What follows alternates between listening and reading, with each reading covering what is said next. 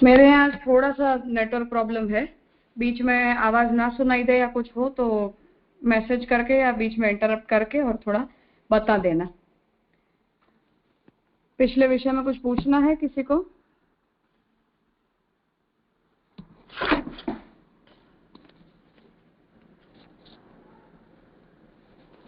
हाँ स्वाति बहन।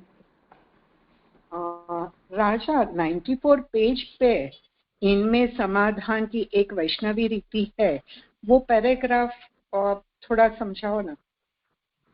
हाँ ठीक। अब यहाँ विषय ये चल रहा था कि श्याम काका जी ने ये आज्ञा दी कि अपने वहाँ प्रमाण व्यवस्था तया वेद गीता भागवत और ब्रह्मसूत्र ये 4 ग्रंथ मान्य हैं। ये सर्वसाधारण नियम तया सब लोगों ने मान लिया है या समझ लिया है, परंतु हमने जिन 4 तलों में पुष्टि संप्रदाय की प्रमाण व्यवस्था को देखा, उन 4 तलों में ऐसा कोई नियम नहीं है कि हमें इन्हीं चारों ग्रंथों को ऑल द टाइम प्रमाणतया स्वीकारना है, क्योंकि व्यक्ति की साधनावस्था में और फल व्यवस्था में प्रमाण ग्रंथों को महाप्रभु जी ने अलग अलग तरह से एक्सेप्ट किया है। उसके बाद 5वें बिंदु में श्याम काका जी ने ये आज्ञा दी कि कैसे वेद शास्त्र और तंत्र ग्रंथ जो हैं वो एक दूसरे के साथ जो हैं वो अविरुद्ध होने के कारण प्रमाणतया मान्य किए गए हैं, और ब्रह्मसूत्र अंतर्गत भी जो है वो ये बात मानी गई है कि इन्हें हम प्रमाणतया स्वीकारते हैं। फिर प्रश्न ये उपस्थित हुआ था कि शंकराचार्य जी ने जो है वो ब्रह्मसूत्र के अंतर्गत वैष्णव तंत्रों को अप्रमाण बताया है, तो उसके उत्तर के रूप में 4 बिंदुओं में हमने ये बात समझी कि ये बात ठीक नहीं है, क्योंकि महाप्रभु जी को जो 4 तलों में प्रमाण व्यवस्था मान्य है, जिसमें प्रथम तल पर पंचरात्रागम को प्रमाण नहीं माना गया, परंतु द्वितीय तल पर तो वैदिक शिष्टजन जितने भी हैं उन्हें वो मान्य हुआ है। अब उसके इन प्रश्नों के उत्तर के रूप में एक कंक्लूजन श्याम काका जी इस पैराग्राफ में दे रहे हैं कि हम फिर से पैराग्राफ को ले लेते हैं कि इनमें समाधान की एक वैष्णवी रीति है, दूसरी नैयायिक श्री जयंत भट्ट की विचार नीति है। अब ये दोनों का विस्तार पूर्वक जो अवलोकन है वो तो उन ग्रंथों में करना है, परंतु उसका क्रस्ट क्या है वो श्याम काका जी बता रहे हैं कि महाप्रभु श्री वल्लभाचार्य द्वारा अपनाई गई समाधान पद्धति में पूर्व निर्दिष्ट प्रमाण व्यवस्था के 4 तलों को दृष्टिगत रखने पर इन दोनों समाधान रीतियों के एक साथ मतैक्य सुखेन सोचा जा सकता है। फिर भी इसके विस्तार में जाने से पहले प्रस्तुत आलेख पत्र में स्वातंत्र्येण भी जो विवक्षित है तदर्थ प्रवृत्त होना चाहेंगे। अब आगे का जो 6ठा पॉइंट श्याम काका जी डिस्कस करेंगे, वहां ये बात आ रही है कि किस तरह हम तंत्र ग्रंथों को भी वेद से अविरुद्ध होने के कारण प्रमाणतया स्वीकार रहे हैं, और भाष्य में भी ब्रह्मसूत्रकार का भी ऐसा कोई मत नहीं है कि वो तंत्र ग्रंथ को, वैष्णव तंत्र को खास करके अप्रमाणतया बताएं। इसलिए श्याम काका जी ये आज्ञा दे रहे हैं कि वैसे तो जिन 4 तलों की प्रमाण व्यवस्था में हमने ये बात सोची है कि किन किन ग्रंथों को और किन किन शास्त्रों को हम प्रमाणतया स्वीकारेंगे, वहां ये बात आ ही चुकी है कि हमें ये बात मान्य है कि वैष्णव तंत्र जो है वो वेद विरुद्ध नहीं है, और इसे समझाने के लिए जो भी अपेक्षित आर्ग्यूमेंट्स थी वो भी आगे श्याम काका जी दे चुके हैं कि अपने वहां इन विभूति स्वरूपों को जिन्हें तंत्र में पूजा हेतु मान्य किए गए हैं, उन सभी विभूति स्वरूपों को अनंत ब्रह्म की विभूतियों के अंतर्गत मान्य किया गया है। तो वैष्णवीय तंत्र में जो भी साधन व्यवस्था बताई है वो भी, जो प्रमाण और प्रमेय व्यवस्था बताई है वो भी, और जो भी फल की व्यवस्था बताई है उसमें वेद विरोध होने का तो कोई अंश देखने नहीं मिलता है। वैसे इसका इन डिटेल तो 6ठा पॉइंट जो हम आज शुरू करेंगे वहां आएगा।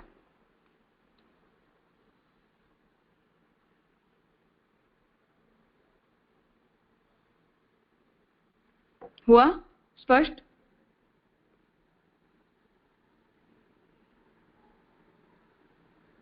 स्वातिबन?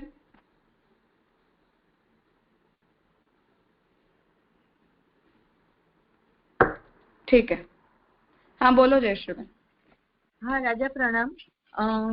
जो 5वां है ना, पंचरात्र आदि आगम शास्त्रों का प्रवृत्त निगम शास्त्रों के साथ तुलनात्मक वहाँ दूसरा पैराग्राफ है, वहाँ बही साक्ष्य और आगम ग्रंथों के अंतर साक्ष्य।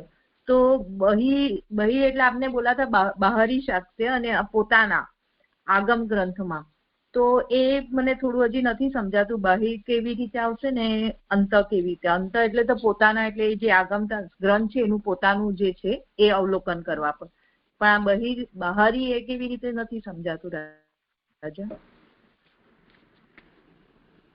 सेकंड पैराग्राफ में छे क्या મળ્યું उसका है कि आगम ग्रंथ, हाँ हाँ मिल गया. उसका अर्थ ये है, ओ सॉरी हाँ, એનું તાત્પર્ય એ છે કે જે આગમ તંત્રને આપણે પ્રમાણ તરીકે સ્વીકારી રહ્યા છીએ એ તંત્ર ગ્રંથોના વિષયમાં વેદ શું કહેવા માંગે છે એ એનું બહિસાક્ષ્ય કહેવાશે. જેમ ફોર એક્ઝામ્પલ કોઈ એવું કે પુરાણ પ્રમાણ રૂપ નથી હોતા, તો આપણે એવું કહીએ કે વેદની અંદર પોતે પુરાણનો ઉલ્લેખ આવ્યો છે કે પુરાણ પ્રમાણ મૂલક હોય છે, એટલે વેદને જે છે એ પુરાણ પ્રમાણ તરીકે માન્ય હોય તો જે લોકોને પણ વેદ માન્ય હોય એમને પુરાણ પણ માન્ય હોવા જોઈએ. આ એનું બહિસાક્ષ્ય કહેવાય. અને આંતઃ સાક્ષ્યનો મતલબ એ છે કે આગમ ગ્રંથો પોતાને જ પ્રમાણ તરીકે કેવી રીતે એસ્ટાબ્લિશ કરી રહ્યા છે. હા રાજા, એ ક્લિયર થઈ ગયું. અને અહીંયા જે શારીરિક ભાષ્યકાર, આપણે એવું કર્યું કે શંકરાચાર્ય માટે શારીરિક ભાષ્યકાર વાપર્યું, તો પર્ટિક્યુલર નામ લઈને શારીરિક ભાષ્યકાર કહેવાનું કોઈ વિશેષ પ્રયોજન કે એમને જ? ના, એમ જ ને. ઓકે, હા હા, બસ રાજા ક્લિયર. કેમ કે બ્રહ્મસૂત્રના ભાષ્યકાર એવું કહેતો તો બધા જ આચાર્યો આવી જાય ને, એમાં શંકરાચાર્યજીનું કોઈ સ્પેસિફિકેશન ના રહી જાય. હા, એટલે આ તો આપે અમને કે ત્યારે ખ્યાલ આવે, નહીં તો જનરલી શારીરિક એટલે ના ખ્યાલ આવે.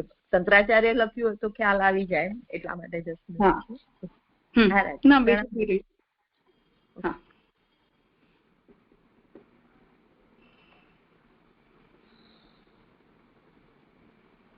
બીજું કોઈ?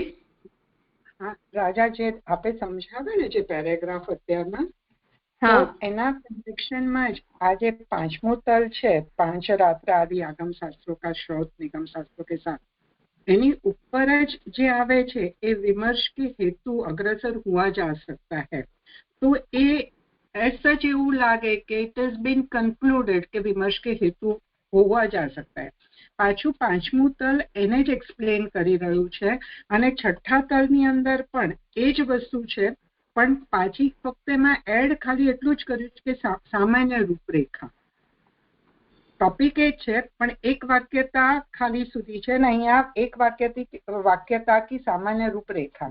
એટલે ફોર્થના એન્ડમાં નોર્મલ કોર્સમાં 75% of it is bin proof કે આની પ્રમાણ વ્યવસ્થા જે છે એ પ્રૂફ કરી દીધી છે.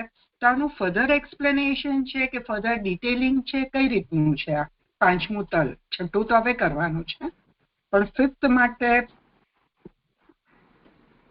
કઈ રીતનું? ફિફ્થ જનરલ આન્સર હતું જે શંકરાચાર્યજીના પોઈન્ટ ઉપર સ્પેસિફિકલી આપવામાં આવ્યું છે.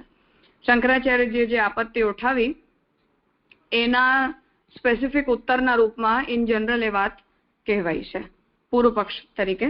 હવે ઇન ડિટેલ આગમ તંત્ર કેવી રીતે વેદથી અવિરુદ્ધ છે અને પ્રમાણમૂલક છે એ વાત છઠ્ઠા પોઈન્ટમાં આવશે.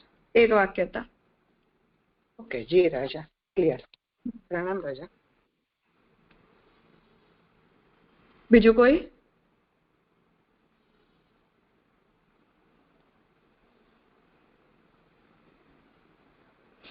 ઠીક છે, કરીએ આગળ. પાંચ રાત્ર આદि છઠ્ઠા પોઈન્ટ થી જ કરવાનું છે ને આજે? राजा આપણે તો છઠ્ઠું પોઈન્ટ કર્યું હતું, પણ વૈષ્ણવ માર્ગો કી કુછ 200 या 250 ત્યાંથી બાકી છે, આપણે કરતા એટલું થોડું કરી લીધું છે આપણે. ઠીક છે. તો જે છઠ્ઠો પોઈન્ટ છે એની અંદર મેઇન સબ્જેક્ટ મેટર એ છે કે પંચરાત્ર વગેરે જે વૈષ્ણવ, પર્ટિક્યુલરલી વૈષ્ણવ આગમ શાસ્ત્રો છે એમનું શ્રૌત નિગમ શાસ્ત્રોની સાથે કમ્પેરેટિવ પ્રામાણ્ય અને એક વાક્યતા એ અહીંની સબ્જેક્ટ મેટર છે. હવે શંકરાચાર્યજીના જ બે પોઈન્ટ ઓફ વ્યૂ ઉપર શ્યામુ કાકાજીએ આ ડિસ્કશનને શરૂ કર્યું કે આપણા બંનેની વચ્ચે એટલે શંકરાચાર્યજીના ફિલોસોફિકલ સ્ટેન્ડ અને મહાપ્રભુજીનું જે શુદ્ધાદ્વૈત કે તાદાત્મ્યવાદ છે એ બંનેની વચ્ચે સૌથી મોટી પ્રોબ્લેમ જગતને માયિક માનવાની છે કે આવિદ્યક, જગતને આવિદ્યક કહેવાની છે. એ મેઇન પોઈન્ટને શ્યામ કાકાજી ડિસ્કસ કરી રહ્યા છે કે શંકરાચાર્યજી સૌથી પહેલી એ આજ્ઞા કરી કે બ્રહ્મ પોતે જ જગત આત્માના પરિણત થયા છે અને નથી પણ થયા એવું નથી સ્વીકારી જઈ શકાતું. અને એનું કારણ એ જ છે કે જગત જે છે એને જો અવિકૃત પરિણામ તરીકે કે વિકૃત પરિણામ બંનેમાંથી કોઈ પણ રીતે માનવામાં આવે તો નિર્ગુણ બ્રહ્મનું પરિણામ કોઈ પણ પ્રકારે સંભવ નથી રહી જતું. અને આ શાસ્ત્રોની અંદર જ્યાં જ્યાં પણ એ પ્રકારના બ્રહ્મના અવતરણના પ્રકાર કે બ્રહ્મમાંથી થયેલી ઉત્પત્તિનો પ્રકાર બતાવવામાં આવ્યો હોય એ બધાને સગુણોપાસનામાં ઉપયોગી મહાત્મ્ય જ્ઞાન માટે ઈશ્વરના સ્વરૂપને સમજવાની આપણને જરૂર છે એટલે જ એ બધા નિરૂપણો કરવામાં આવ્યા છે એવું જ સમજવું જોઈએ. આ શંકરાચાર્યજી એ વિષયમાં સ્ટેન્ડ લીધું. તો ઓવરઓલ એનો મતલબ એ છે કે બ્રહ્મ જગતને ઉત્પન્ન કરે છે કે ઈશ્વરમાંથી આ સૃષ્ટિ ઉત્પન્ન થાય છે એ સંબંધી જેટલા પણ ડિસ્ક્રિપ્શન પુરાણોની અંદર આવ્યા છે એ બધા જ ડિસ્ક્રિપ્શન કેવલ અને કેવલ આપણને મહાત્મ્ય જ્ઞાન સમજાવવા માટે છે કે ઈશ્વર જે છે એ કઈ રીતે મહાન છે અને મહાન હોવાને કારણે આપણે એમની ઉપાસના કરવી જોઈએ.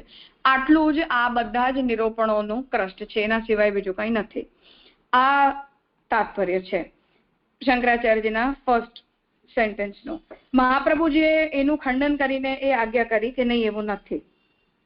કેમ કે પરબ્રહ્મ જે છે એ પોતાની લીલા માટે અવિકૃત પરિણામથી આ જગતના રૂપમાં પરિણમિત થયા છે અને એટલે જે વાચારંભણ શ્રુતિનો સહારો લઈને શંકરાચાર્યજીએ જગતને મિથ્યા કે માયિક કહેવાનો પ્રયત્ન કર્યો એ વાચારંભણ શ્રુતિનો આવો અર્થ મહાપ્રભુજીને માન્ય નથી. એટલે કાર્યપ્રપંચ જે છે એને મિથ્યા નહીં જ કહી શકાય કેમ કે એના ઉપાદાન કારણ તરીકે બ્રહ્મ પોતે જ રહેલા છે.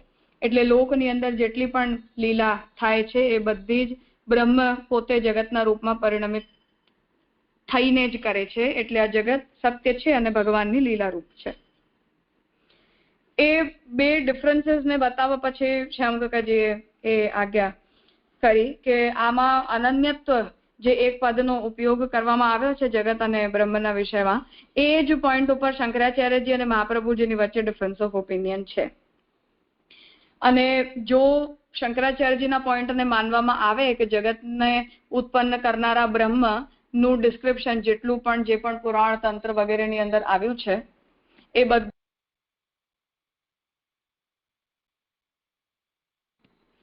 બધું જ ડિસ્ક્રિપ્શન જે છે એ કેવલ અને કેવલ આપણને આપણા ઉપાસ્ય દેવતાનું મહાત્મ્ય સમજાવવા માટે છે. સગુણ ઉપાસના બધી જ કેવલ શંકરાચાર્યજીના મત પ્રમાણે શાખા અરુંધતી ન્યાય માટે જ્ઞાનાર્થ છે, જ્ઞાન ઉપયોગી છે, ચિત્તને એકાગ્ર કરવા માટે ઉપયોગી છે. એ બધા જ સેન્ટેન્સીસ કે આ આખું જ મત મહાપ્રભુજીને માન્ય નથી. અને એ વિષયમાં પોઈન્ટ ઓફ વ્યૂ આપણા તરફથી એ રેઝ કરવામાં આવ્યું કે હવે વેદ વિરોધ ને આપણે મેઇન વાત માનવી જોઈએ કે ઈશ્વરે જ્યાં જ્યાં જે આજ્ઞા કરી છે એને આપણે મેઇન વાત માનવી જોઈએ. તો એને શ્યામ કાકાજીએ સ્પષ્ટ કરી કે આપણે પણ એ વાતને તો માની જ રહ્યા છીએ કે બુદ્ધ ભલે ભગવદ અવતાર છે પરંતુ ભગવદ અવતાર હોવા છતાં પણ બુદ્ધે જે કંઈ પણ કહ્યું છે એને આપણે પણ પ્રમાણ તરીકે નથી સ્વીકારતા, ભલે ને ઈશ્વરે કેમ ન કહ્યું હોય, જસ્ટ બીકોઝ કે એ વેદ વિરુદ્ધ છે. તો તાત્પર્ય એ થયો કે આપણો સ્ટેન્ડ વેદ ઉપર વધારે સ્ટ્રોંગ છે. કદાચ ભગવાન અવતરિત થઈ પણ જાય અને મે બી વેદથી અલગ કોઈ આજ્ઞા કરે પણ તો પણ એના પ્રામાણ્ય અપ્રામાણ્ય નું નિર્ધારણ પણ આપણે અગેન વેદના બેસિસ ઉપર જ કરીએ છીએ, ઈશ્વર વાક્ય હોવાના સ્ટેન્ડ ઉપર નથી કરતા. એ વાતને શ્યામ કાકાજીએ સ્પષ્ટ કરી કે એટલે ઉપાસનામાં ઉપયોગી વ્યવહારિક અભિન્ન નિમિત્તોપાદાન કારણ ઈશ્વર હોય છે. આવા ભાવથી જ જો ઈશ્વરને આપણે જગતના કારણ તરીકે સ્વીકારીએ તો આવા પરમેશ્વરની ઉપાસનાના નિરૂપણ માટે જો આગમ શાસ્ત્રો પ્રવૃત્ત થયા છે એવું જો માનતા આપણે હોઈએ તો પંચરાત્ર આગમોના વાસ્તવિક અભિપ્રાયને જાણવા માટે આપણે પ્રયત્ન કરવો જોઈએ. કેમ કે જો આનો આટલો જ તાત્પર્ય હોય તો જેવી રીતે આ આખી સગુણોપાસનાની મેથડને જ શંકરાચાર્યજી મિથ્યા બતાવી રહ્યા છે, જેની આપણે ઉપાસના કરી રહ્યા છીએ દેવતાને પણ મિથ્યા બતાવી રહ્યા છે, એવી રીતે આ બધા શાસ્ત્રો પણ જો મિથ્યા જ માર્ગ હોય, મિથ્યા જ શાસ્ત્ર હોય, મિથ્યા જ દેવતા હોય, તો એવા મિથ્યા શાસ્ત્રના પ્રામાણ્યને પ્રૂવ કરવાની આપણને પણ બહુ જરૂર નથી, એની પાછળ એટલી મહેનત કરવાની પણ જરૂર નથી. આવો એનો તાત્પર્ય થઈ જશે જો શંકરાચાર્યજીના કન્ક્લુઝનને આપણે માન્ય કરી લઈએ. એટલે હવે પંચરાત્રાગમો વસ્તુતઃ શું સબ્જેક્ટ મેટર ડિસ્કસ કરે છે અને એમના પ્રામાણ્યને આપણે વેદની સાથે કેવી રીતે ઇક્વેટ કરશું એ સબ્જેક્ટ ઉપર શ્યામકાકાજી સ્વિચ થઈ રહ્યા છે.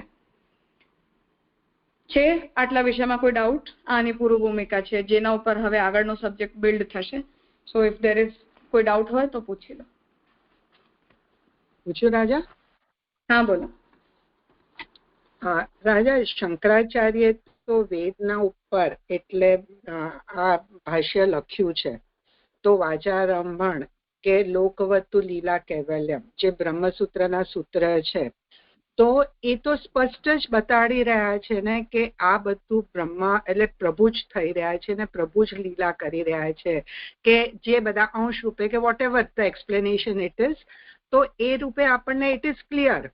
અને એ શંકરાચાર્ય આના પર ભાષ્ય લખ્યું છે આ જ સૂત્રો ઉપર પણ, બ્રહ્મસૂત્ર ઉપર પણ, તો એ ઇન્ટરપ્રિટેશન કેમ પાછું ડિફર? એટલે અમુક જગ્યાએ ભાગત્યાગ લક્ષણ આપણને સમજી શકાય, પણ આ તો સૂત્ર ઇટસેલ્ફ એમને રચ્યા છે, આઈ મીન એમને એક્સપ્લેનેશન સૂત્ર ઉપર લખ્યા છે, તો પછી કેમ પાછું એમાં એકદમ ટેબલ ટર્ન થાય છે?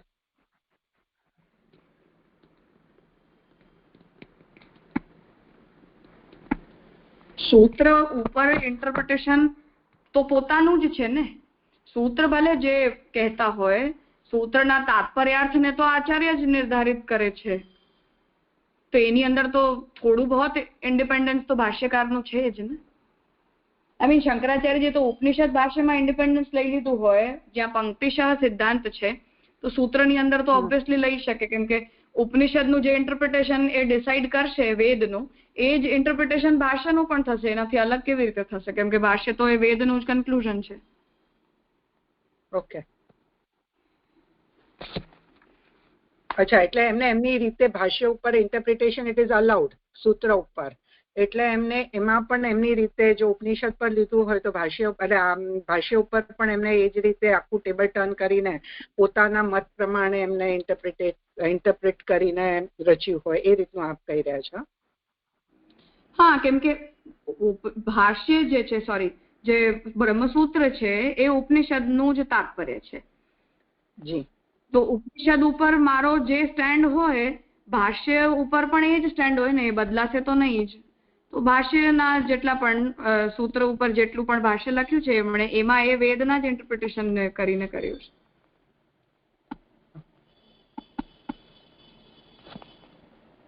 જી, એટલે it's bit difficult to understand, કારણ કે આટલા આ જ રીતના એકદમ પરફેક્ટ સૂત્ર કોઈને પણ કહે લોકવતુ લીલા કૈવલ્યમ તો સમજી શકાય એ રીતનું છે, એને પણ આટલું ટેબલ ટર્ન કરીને પોતાની રીતે ઇન્ટરપ્રેટ કરવું, એટલે ઇટ ઇઝ વેરી ડિફિકલ્ટ. એમ ક્લિયર થયું રાજા આપની વાત? વેદની અંદર જેટલા પણ વચનો છે એ વેદના બધા જ વચનો ઉપર પણ આવું ટેબલ ટર્ન કરીને ડિસ્ક્રિપ્શન આપવું ડિફિકલ્ટ જ છે, પણ શંકરાચાર્ય ત્યાં પણ કર્યું છે, તો ભાષ્યમાં તો ઓર ઈઝી છે ને પછી. હા રાજા, રાઈટ.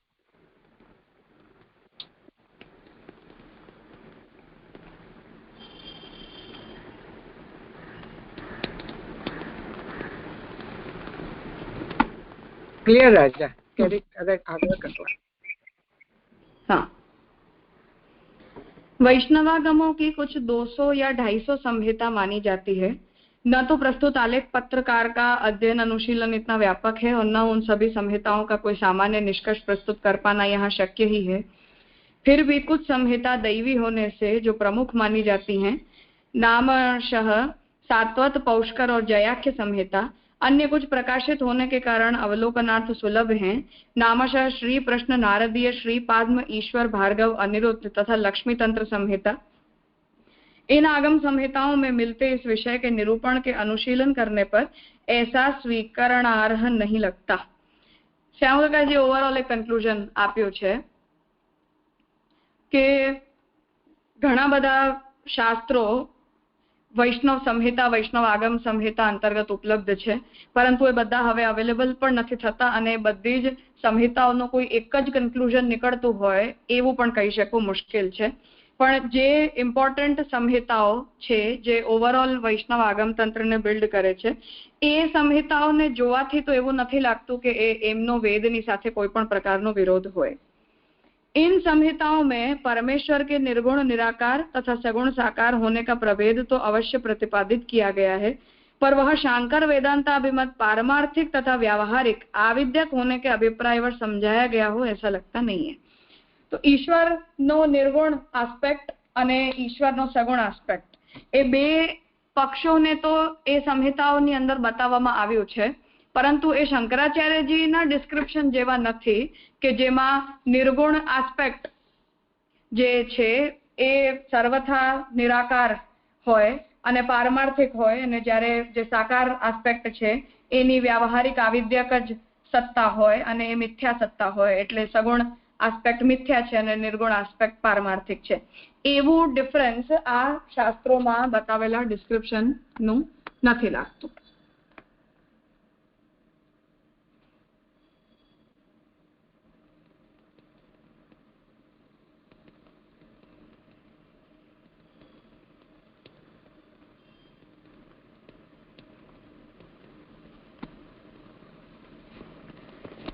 यह देखना हो तो सर्वप्रथम ને આપનો અવાજ નતો આવતો એટલે મને થયું કે આપનો અવાજ નતો આવી રહ્યો ના, મેં જ બ્રેક લીધું।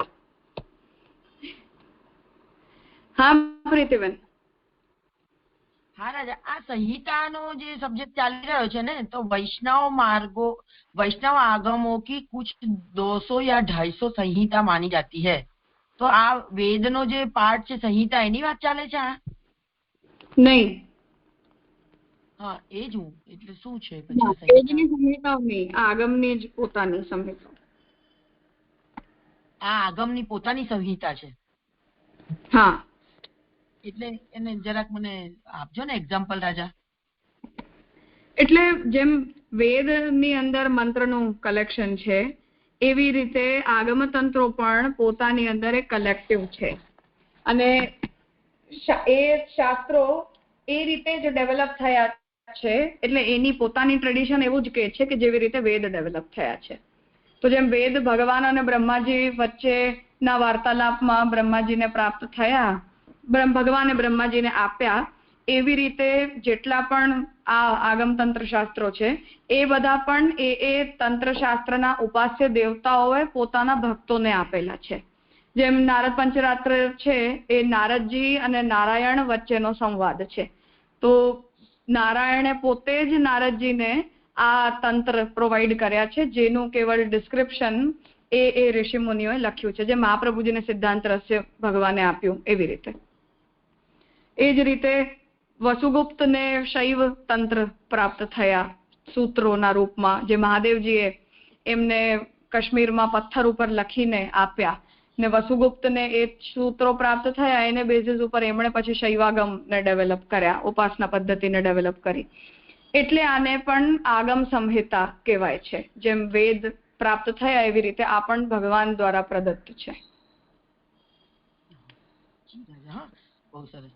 અને વૈષ્ણવ આગમો की कुछ 200 या 250 संहिता मानी जाती है, એટલે અને ગણતરીથી કેવી રીતે લેવાનું એમ? એટલે જેમ વેદની અંદર વેદની શાખાઓ કેવી રીતે છે કે આટલી આટલી શાખાઓની અંદર વેદ ડેવલપ થયા, એવી રીતે આની અંદર પણ છે કે એ ઘણા બધા શાસ્ત્રોના રૂપમાં મોટા ટેક્સ્ટમાં એ વોલ્યુમમાં પ્રકટ થયેલા મનાય છે, પણ જેમ હવે વેદની શાખાઓ લુપ્ત થઈ ગઈ એવી રીતે આગમોની પણ શાખાઓ લુપ્ત થઈ ગઈ। હા હા, બરાબર। હા હા, પ્રણામ। સંહિતા કહેવાનું મેઇન કારણ એ જ છે કેમ કે એ ઉપાસ્ય દેવતાઓથી જ એ શાસ્ત્ર સીધા પ્રાપ્ત થયેલા છે, એટલે એમનું પ્રામાણ્ય પણ શ્યામ કાકાજી આગળ ડિસ્કસ કરશે, તો એ વેદ તુલ્ય પ્રામાણ્ય જ બતાવવામાં આવે છે। જેમ શૈવાગમોની અંદર પણ એવું જ કહેવાયું છે કે પાર્વતીજીએ જ મહાદેવજીની જેમ સતી અને પાર્વતીએ ઉપાસના કરી અને પછી એમને મહાદેવજી એમના પતિ તરીકે પ્રાપ્ત થયા. એ રીતે પાર્વતીજી અને મહાદેવજી વચ્ચેનો જે સંવાદ છે, જ્યાં મહાદેવજીએ પોતે જ પોતાને પ્રસન્ન કરવાના ઉપાયો પાર્વતીજીને બતાવ્યા, એ જ એમણે શિવસૂત્રોના રૂપમાં વસુગુપ્તને આપ્યા અને પછી વસુગુપ્તે જે છે એ શૈવાગમનો પ્રણયન કર્યો. તો એમનું પ્રામાણ્ય મહાદેવજી એ પોતે બતાવેલું હોવાને કારણે માનવામાં આવે છે. એવું જ નારદજી અને નારાયણના સંવાદમાં વૈષ્ણવ આગમ પ્રકટ થયા છે એવું છે. એટલે એની વેદ તુલ્યતા ને એને સંહિતા શબ્દથી જ કહેવામાં આવે છે, જેમ વેદની મંત્રાત્મક સંહિતાઓ છે એ રીતે. જી જી, બહુ સરસ. પ્રણામ.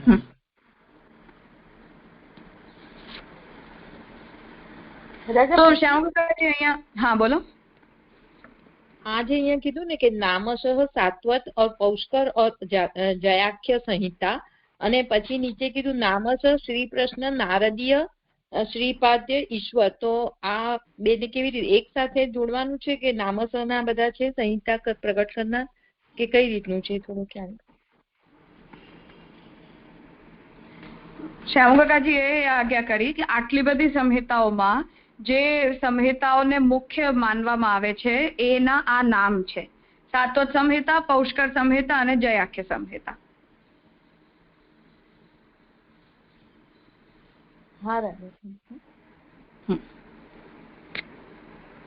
રાજા, આપે જે વસુગુપ્તની વાત કરી ને, તો એવો કોઈ સુખદેવજીના પ્રસંગમાં પણ એવું કઈક છે કે મહાદેવજી અને પાર્વતીજી સાથે બેઠા હતા અને પાર્વતીજી પૂછે છે કે આપે મને જ્ઞાન નથી આપ્યું, ને શિવજી એમને આનંદથી એકાંત સ્થળમાં એટલે અમરનાથ બાજુ કે હિમાલય ત્યાં લઈ જાય છે અને ત્યાં જ્ઞાન આપે છે, અને ત્યાં પાર્વતીજી સુઈ જાય છે અને પોપટ સાંભળે છે.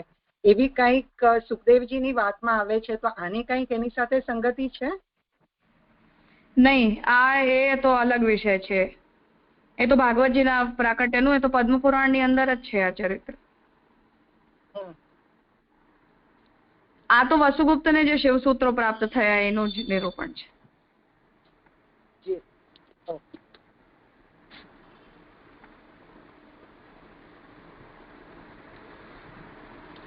यह देखना हो तो सर्वप्रथम सात्वत संहिता के द्वितीय परिच्छेद में निराकारो निरंगः च स्मर्तव्यो ब्रह्म लक्षणः तत्प्राप्त्युपाये प्रथमे योग होमादिके साकारं संस्मरेत सांगम परिवारेण च आवृतम व्यापके तु जगन्नाथे नित्य तृप्ते.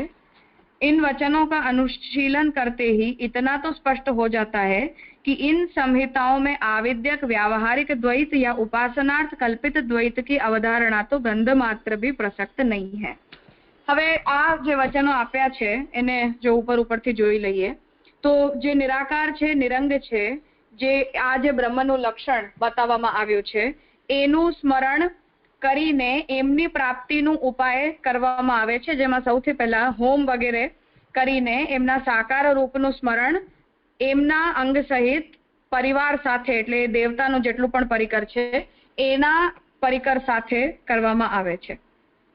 અને એ પરિકર સહિત જે વ્યક્ત થયા છે આપણી સામે, અને એમણે પોતાના જ્ઞાનાદિ ગુણોને આપણી સામે પ્રકટ કર્યા છે અને આપણી સામે પ્રકટ થાય છે યોગ વગેરે કર્મ દ્વારા. એ દેવતાની અનુકંપા છે કે એ પોતાના ગુણધર્મોને આપણી સામે પ્રાપ્ત કરે છે. એવા દેવતા કે જે લોકો અનંગ છે, એટલે કે એમની નિરાકારતા બતાવવામાં આવી છે, એમનું સ્મરણ કરીને ભક્તિ શ્રદ્ધા સહિત જે કોઈ પણ વ્યક્તિ ફલ ઈચ્છે છે એ એમને ચોક્કસ જ પ્રાપ્ત થશે એવી આજ્ઞા અહીં કરી રહ્યા છે. આવા આગળ જેટલા પણ આ 4 વચન અહીં ઉદાહરણ તરીકે આપ્યા છે એનું કન્ક્લુઝન શ્યામ કાકાજી બતાવી રહ્યા છે કે એનું કન્ક્લુઝન એવું જ લાગે છે કે આમાં એક જ ઈશ્વરની કે ઉપાસ્ય દેવતાની સાકારતા અને નિરાકારતા બંને બતાવવામાં આવી છે, પણ એમાં સાકારતાની શંકરાચાર્યજીની જેમ નિંદા કરવામાં આવી હોય એવું ક્યાંય समझाતું નથી. साथ ही साथ यह भी अवधेय है कि इन वचनों के स्वारसिक अभिप्रेतार्थ का वाल्लभ वेदांत में यथावत अंगीकार पर्याप्त सुकर भी है. તો ભાષ્યની અંદર પણ મહાપ્રભુજીએ એ જ આજ્ઞા કરી છે કે તંત્રની અંદર ઈશ્વરની સાકારતા અને નિરાકારતા બંને બતાવવામાં આવી છે. એટલે એક જ તત્વને સાકાર અને નિરાકાર બંને રીતે જો બતાવવામાં આવતા હોય તો એમ કોઈ પણ આગમ તંત્ર નિરાકારતાને જ પારમાર્થિક સત્ય તરીકે અને સાકારતાને વ્યવહારિક સત્ય તરીકે આવિદ્ય કે મિથ્યા मानता હોય એવું કોઈ પણ तंत्रशास्त्र द्वारा लागતું નથી. द्वितीय विधान में भाष्यकार कहते हैं, अव्यक्त से पर प्रसिद्ध परमात्मा सर्वात्मा नारायण का आत्मना अनेकविध आत्मव्यूहों को प्रकट करना भी स एकधा भवति त्रिधा भवति जैसी अनेक श्रुतियों में उपलब्ध होता मत ही है.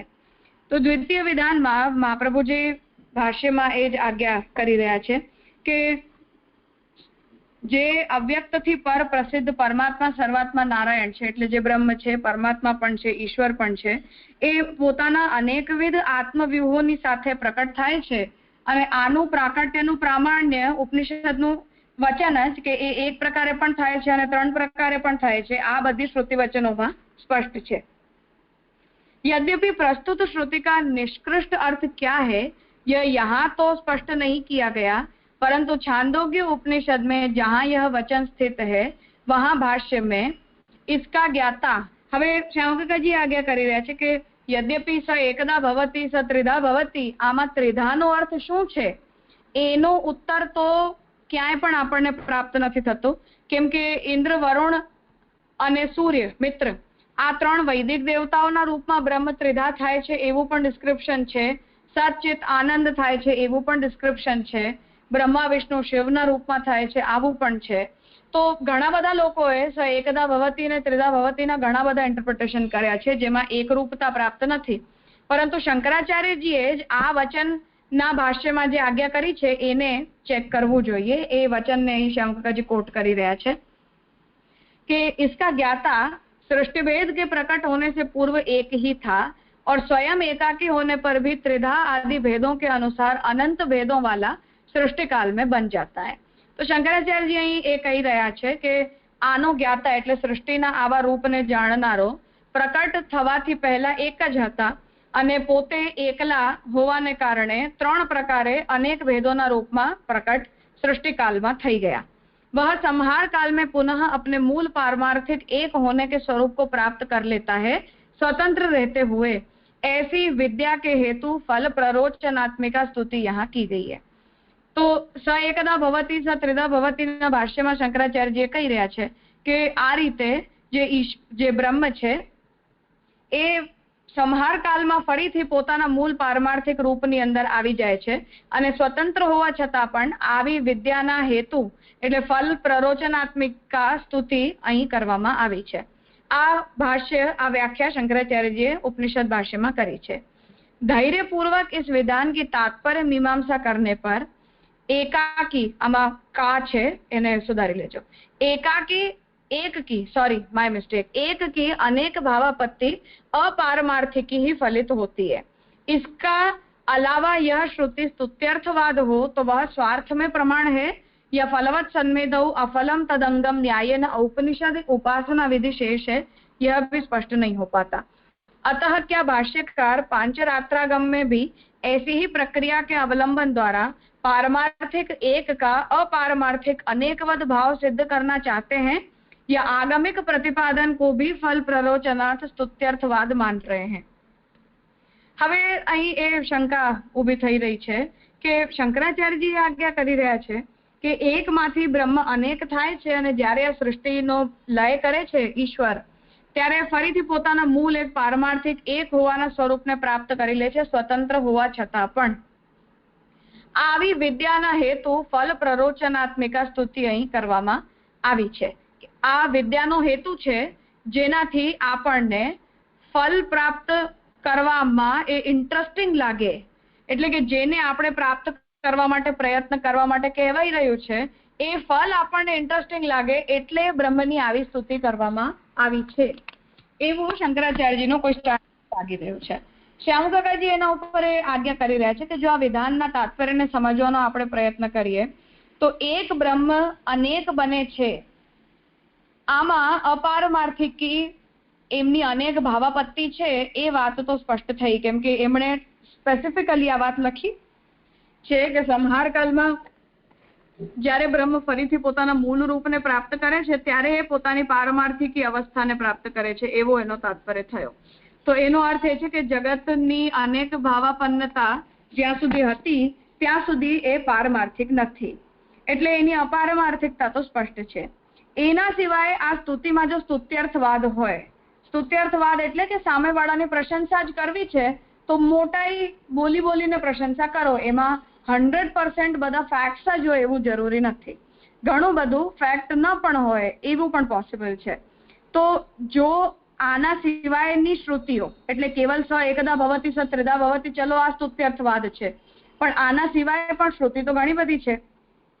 તો આ શ્રુતિ જો સ્તુત્યર્થવાદ હોય અને સ્વાર્થમાં પ્રમાણ હોય એટલે કેવલ સ્તુતિ કરવામાં જેનો પ્રામાણ્ય હોય, તત્વ પ્રામાણ્ય ન હોય, તો ફલવત સન્નિધૌ અફલમ તદંગમ એટલે ફલની સન્નિધિમાં અફલ એનો અંગરૂપ થઈ જાય છે. એટલે ફોર એક્ઝામ્પલ કોઈ એવી વાત કહેવામાં આવી હોય કે જેનાથી કોઈ ફલ સિદ્ધ થાય અને એના અંગરૂપમાં કોઈ એવું ડિસ્ક્રિપ્શન આપવામાં આવ્યું હોય કે જેની અંદર કોઈ ફલની ચર્ચા ન કરવામાં આવી હોય, જ્યાં કોઈ ફલનો પ્રશ્ન ન હોય, તો શાસ્ત્ર એવું ન્યાય એવું કે છે કે ઘણા બધા ફલ બતાવવામાં આવ્યા હોય એના અંતર્ગત જો કોઈ એક અફલ વાત કહેવામાં આવી હોય કે જેનો કોઈ ફલ ન હોય તો એ વિધાન પણ એનું અંગ બનવાને કારણે ફલવત જ માની લેવામાં આવે છે કે આ કરવાથી પણ આ ફલ થઈ જશે.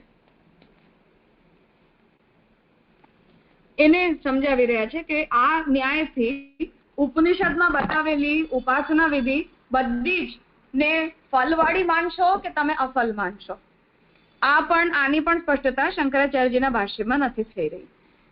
अतः क्या भाष्यकार पांचरात्रागम में भी ऐसी ही प्रक्रिया के अवलंबन द्वारा એટલે શું ભાષ્યકાર પાંચરાત્રાગમમાં પણ આવી જ પ્રક્રિયાના અવલંબન દ્વારા पारमार्थिक एक का अपारमार्थिक अनेकवद भाव सिद्ध करना चाहते हैं.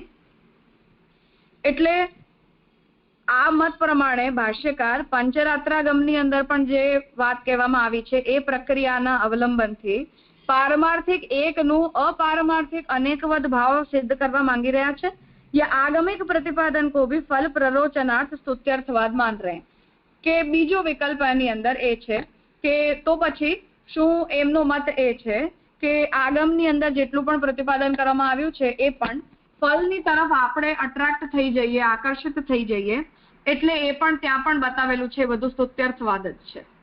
એટલે સ્તુતિ કરવા માટે જ કહેવાયેલી વાત છે, એની તાત્વિકી સાત્યતા નથી. શું એવો અર્થ થશે? એ બે શંકાઓ અહીંયા શ્યામકાકાજી શંકરાચાર્યજીના ભાષ્ય ઉપર રેઝ કરી. કોઈને કંઈ પૂછવું છે આટલા વિષયમાં?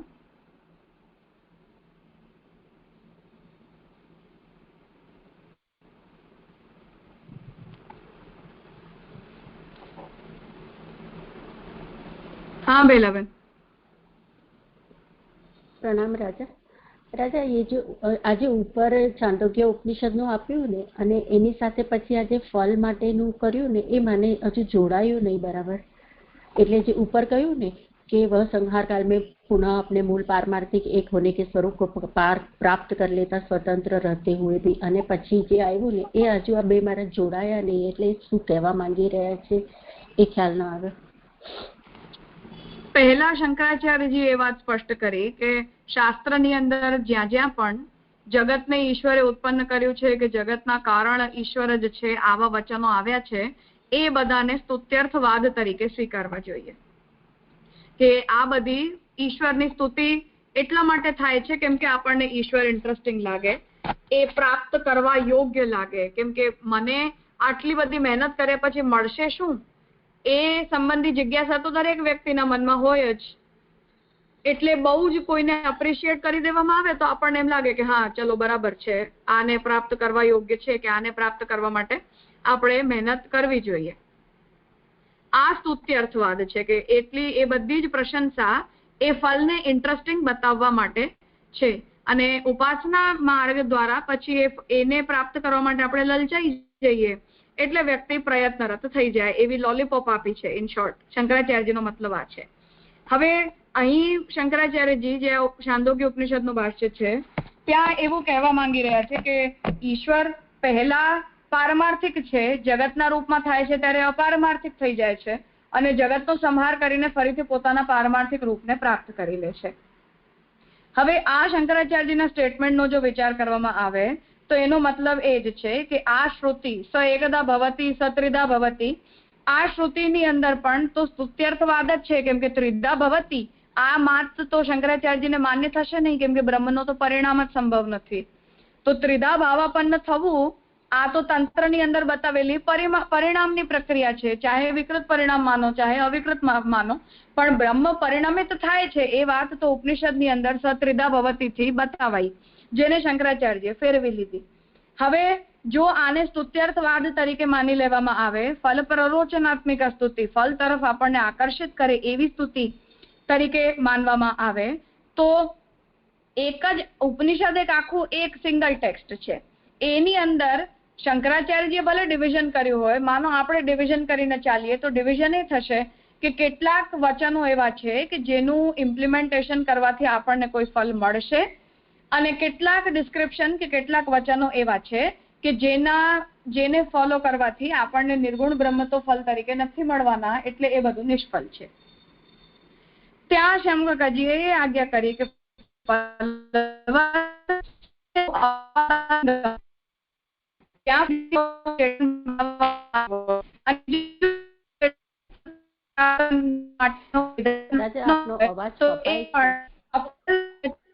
હેલો રાજા, આપનો અવાજ કપાય છે એકદમ.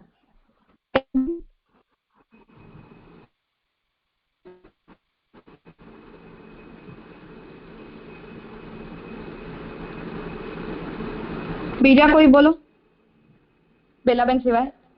હા, હવે બરાબર અવાજ કપાઈ રહ્યો હતો, બોલ્યા ને તો બરાબર સંભળાયો, બાકી કપાઈ રહ્યો. ઓકે, ઠીક છે. તો તાત્પર્ય હવે અહીંયા એ છે કે ન્યાયમાં આ ન્યાય એક એવો છે કે ફલવાળા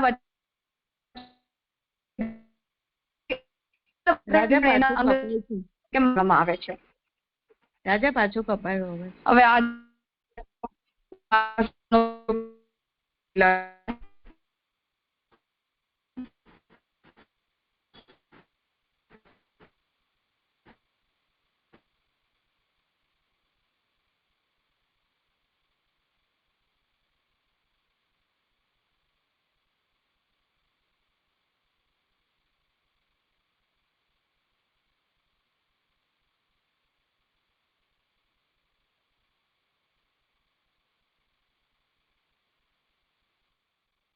હજા કઈ અવાજ નથી આવી રહ્યો આપનો.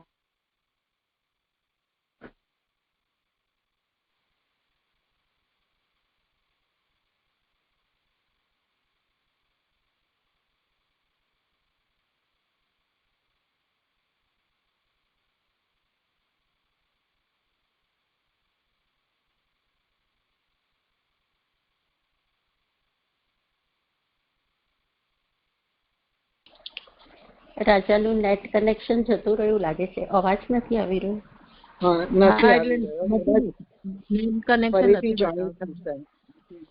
અત્યારે સંભળાય છે? હવે હા રાજા, હવે સંભળાય છે. જી રાજા, ઠીક છે. તો તાત્પર્ય અહીંયા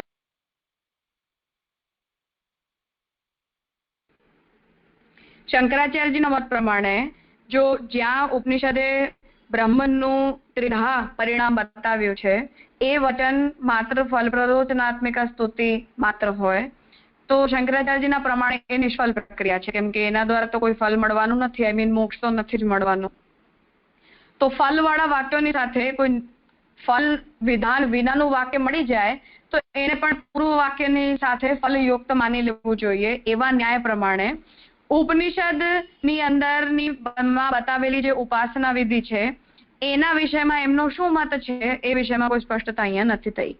એટલે શું ભાષ્યકાર પંચરાત્રાગમોની અંદર પણ આવી જ પ્રક્રિયા બતાવવામાં આવી છે કે જ્યાં પારમાર્થિક એકનું અપારમાર્થિક અનેક ભાવાપન્ન થવું સિદ્ધ થાય છે, એવો શંકરાચાર્યજીનો તાત્પર્ય છે કે આગમિક પ્રતિપાદન જેટલું પણ છે એ બધું જ ફલ પ્રરોચનાર્થ સ્તુત્યર્થવાદ જ છે, આવું શંકરાચાર્યજીનું સ્ટેન્ડ છે. એને આપણને વિચારવું પડશે.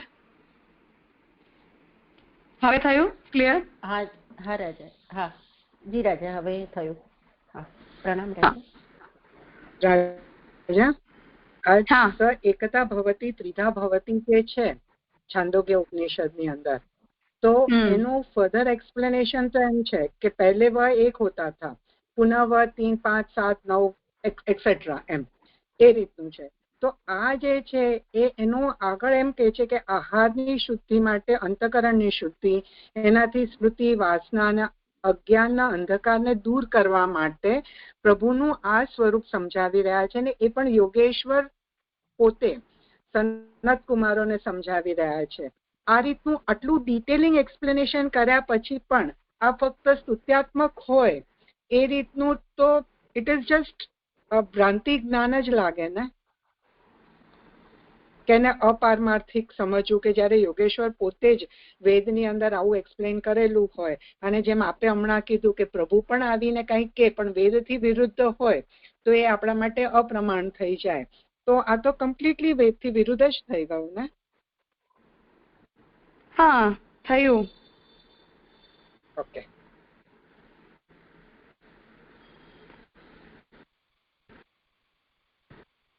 જી રાજા. હા બોલો હિતેનભાઈ. હા રાજા, આ નહીં સમજમાં આવ્યું કે ફલવત સન્નિધૌ અફલમ તદંગમ, એ શું, એ ન્યાય શું છે રાજા?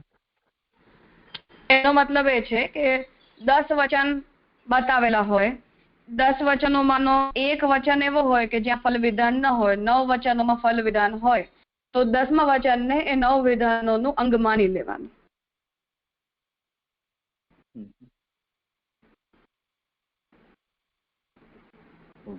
એટલે જેમ શાસ્ત્ર કોઈ જીવને આ કલ્યાણ માટે પ્રેરવા માટે શરૂઆતમાં સકામ કર્મની પ્રેરણા આપીને પછી નિષ્કામ તરફ એને લઈ જવા માંગે છે, એવું કઈક અર્થ છે? આ ન્યાયનો કોઈ જ અર્થ નથી. ન્યાય તો કેવલ એટલું જ કહેવા માંગે છે કે શાસ્ત્રની અંદર ઘણી બધી જગ્યાએ ફલ વિધાન નથી કરેલું હોતું, તો જ્યાં પણ ફલ વિધાન નથી કરેલું હોતું ત્યાં આપણે શું એવું માનવાનું કે આ નિરર્થક છે વચન? તો કહી રહ્યા છે કે ના, એવું નહીં માનવાનું. ઓકે. તો બીજા બધા વાક્યોમાં ફલ વિધાન છે જ, એટલે આ વાક્યને બીજા બધા વાક્યોનો અંગ તરીકે ફલયુક્ત સ્વીકારી લેવાનું. એ 9માં જે ફલ બતાવ્યું છે 10ના વિધાનથી પણ આ જ ફલ થશે, એવો અર્થ સમજો. Right right. જી રાજા. રાજા, એને સિમ્પ્લિફાઈડ રીતે સમજવું હોય તો 24 કેરેટ સોનામાં દાગીનો બનાવવો હોય તો 22 કેરેટ અને 2 કેરેટ ઓલું તાંબુ ભેળવે તો એ સોનું જ કહેવાય, એ ટાઈપનું થયું ના શંકરાચાર્યના મત પ્રમાણે? હા, સમથિંગ લાઈક ઇટ. એ શંકરાચાર્યજીનો મત નથી. શ્યામકાકાજી એક ક્વેશ્ચન રેઝ કરી રહ્યા છે કે તમે જ્યારે એવું કહી રહ્યા છો કે આ ફલ પ્રરોચનાત્મક સ્તુતિ છે, ફલ તરફ તમને અટ્રેક્ટ કરવા માટે આ શ્રુતિએ બ્રહ્મનું આવું ડિસ્ક્રિપ્શન આપ્યું છે કે જેનાથી લોકો એમની ઉપાસના માટે પ્રેરિત થાય, આવો જો તમારો મત હોય તો ઉપનિષદની અંદર જેટલી પણ ઉપાસના વિધિ બતાવવામાં આવી છે એ બધી જ ફલ પ્રરોચનાત્મિકા જ છે. આવો તમારો સ્ટેન્ડ છે નહીં, એની ક્લેરિટી તમારા ભાષણથી નથી થઈ રહી. ઓકે જી રાજા, ક્લિયર.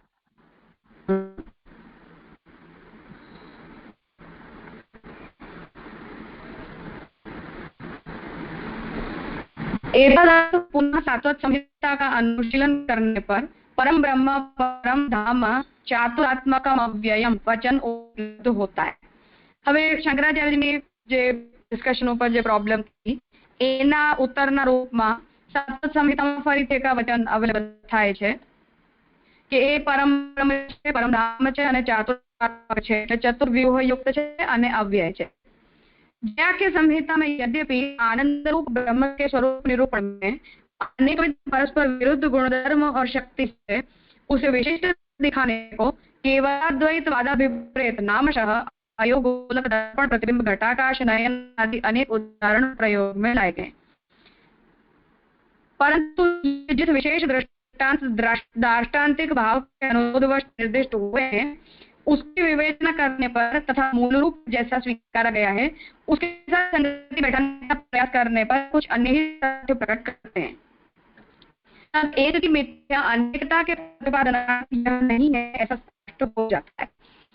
શંકરાચાર્યજી આગે કરી રહ્યા છે, શંકરાચાર્યજી જે વાતને પ્રપોઝ કરી રહ્યા છે એવા પ્રપોઝલને સપોર્ટ કરે એવા કેટલાક એક્ઝામ્પલ અને કેટલાક વચનો જયા કે સંહિતામાં અવેલેબલ થાય છે કે જ્યાં અયોગોલક ન્યાયથી દર્પણ પ્રતિબિંબ પ્રતિબિંબ ન્યાયથી કે ઘટાકાશ નયન ન્યાય વગેરે જે શંકરાચાર્યજી યુઝ કરે છે જીવ અને બ્રહ્મના ઐક્યને બતાવવા માટે કે જગતનું મિથ્યાત્વ બતાવવા માટે એ બધા જ એક્ઝામ્પલ જયા કે સંહિતાઓમાં કોઈ કોઈ જગ્યાએ અવેલેબલ થયા છે જે શંકરાચાર્યજીના મતને સપોર્ટ કરે એવા લાગે છે।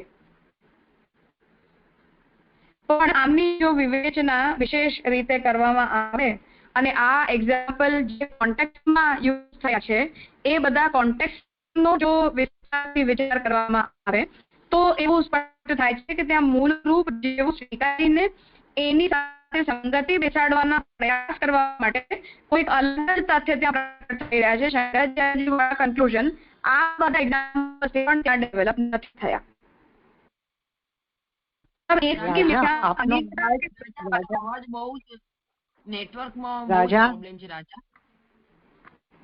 હવે મારી પાસે આનો કોઈ જ ઇલાજ નથી। મારી પાસે 3 નેટવર્ક ત્રણે નેટવર્ક માંડવીમાં 5 દિવસથી ખરાબ છે। હા એ જ લેટ મી ટ્રાય। હું એક વાર વખત નહીં એટલે આપ વાંચો છો ને તો પુસ્તક સામે હોય ને તો એ સમજાય છે પણ આપનું એક્સપ્લેનેશન છે ને ક્રેકિંગ વોઇસમાં એકદમ ડિસકનેક્ટેડ થઈ જાય છે। પણ હું આમ ઉપર નીચે તો નથી જોઈ રહી સો એ પ્રોબ્લેમ નથી લાગતી। લેટ હું એક વાર વખત ટ્રાય કરું। નહીં એ તો અવાજ તો કોન્સ્ટન્ટ સરખો જ છે પણ પુસ્તક સામે હોય ને એના લીધે ઇટ ઇઝ અરે ક્લેરિટી થોડીક પુસ્તકમાંથી મળે છે પણ આપ એક્સપ્લેન કરો છો ને તો એમાં વી કેનોટ કોન્સન્ટ્રેટ એમ એ ટાઈપનું કહી રહી છું।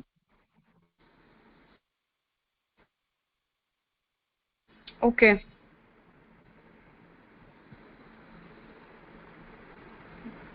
તો એક્ઝેક્ટ પ્રોબ્લેમ શું છે? આઈ મીન અવાજ બ્રેક થઈ રહી છે કે is there something like that? રાજા અવાજ જ બ્રેક થઈ રહી છે। રાજા ફાસ્ટ પણ આવે છે, આપ બોલો છો ને એની સ્પીડ પણ વધી જાય છે એટલે અહીંયા એકદમ જાણે 1.5x સ્પીડ થઈ ગઈ હોય ને એવું લાગે છે। હા બહુ સ્પીડમાં જાય છે અવાજ। હું ફરીથી ટ્રાય કરું છું।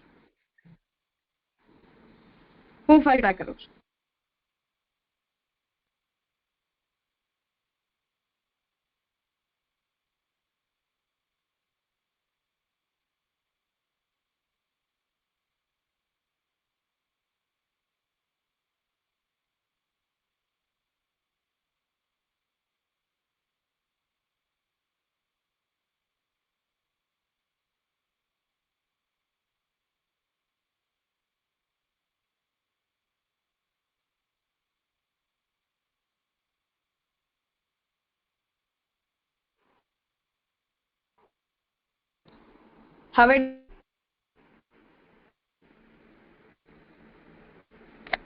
આપ કઈ બોલો વધારે તો ખ્યાલ આવે। અત્યારે બરાબર સંભળાય? રાજા થોડી ફાસ્ટ જતી ઓકે ને ઠીક છે। અત્યારે એવું લાગે।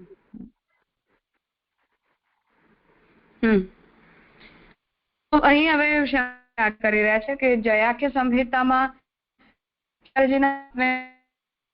કરે એ આપ્યા છે એ જે સંદર્ભમાં એનો વિચાર કરવાથી એવું નથી લાગતું કે આ બધા ઉદાહરણો શંકરાચાર્યજીના સોરી બ્રેક જ થાય છે અવાજ થોડો।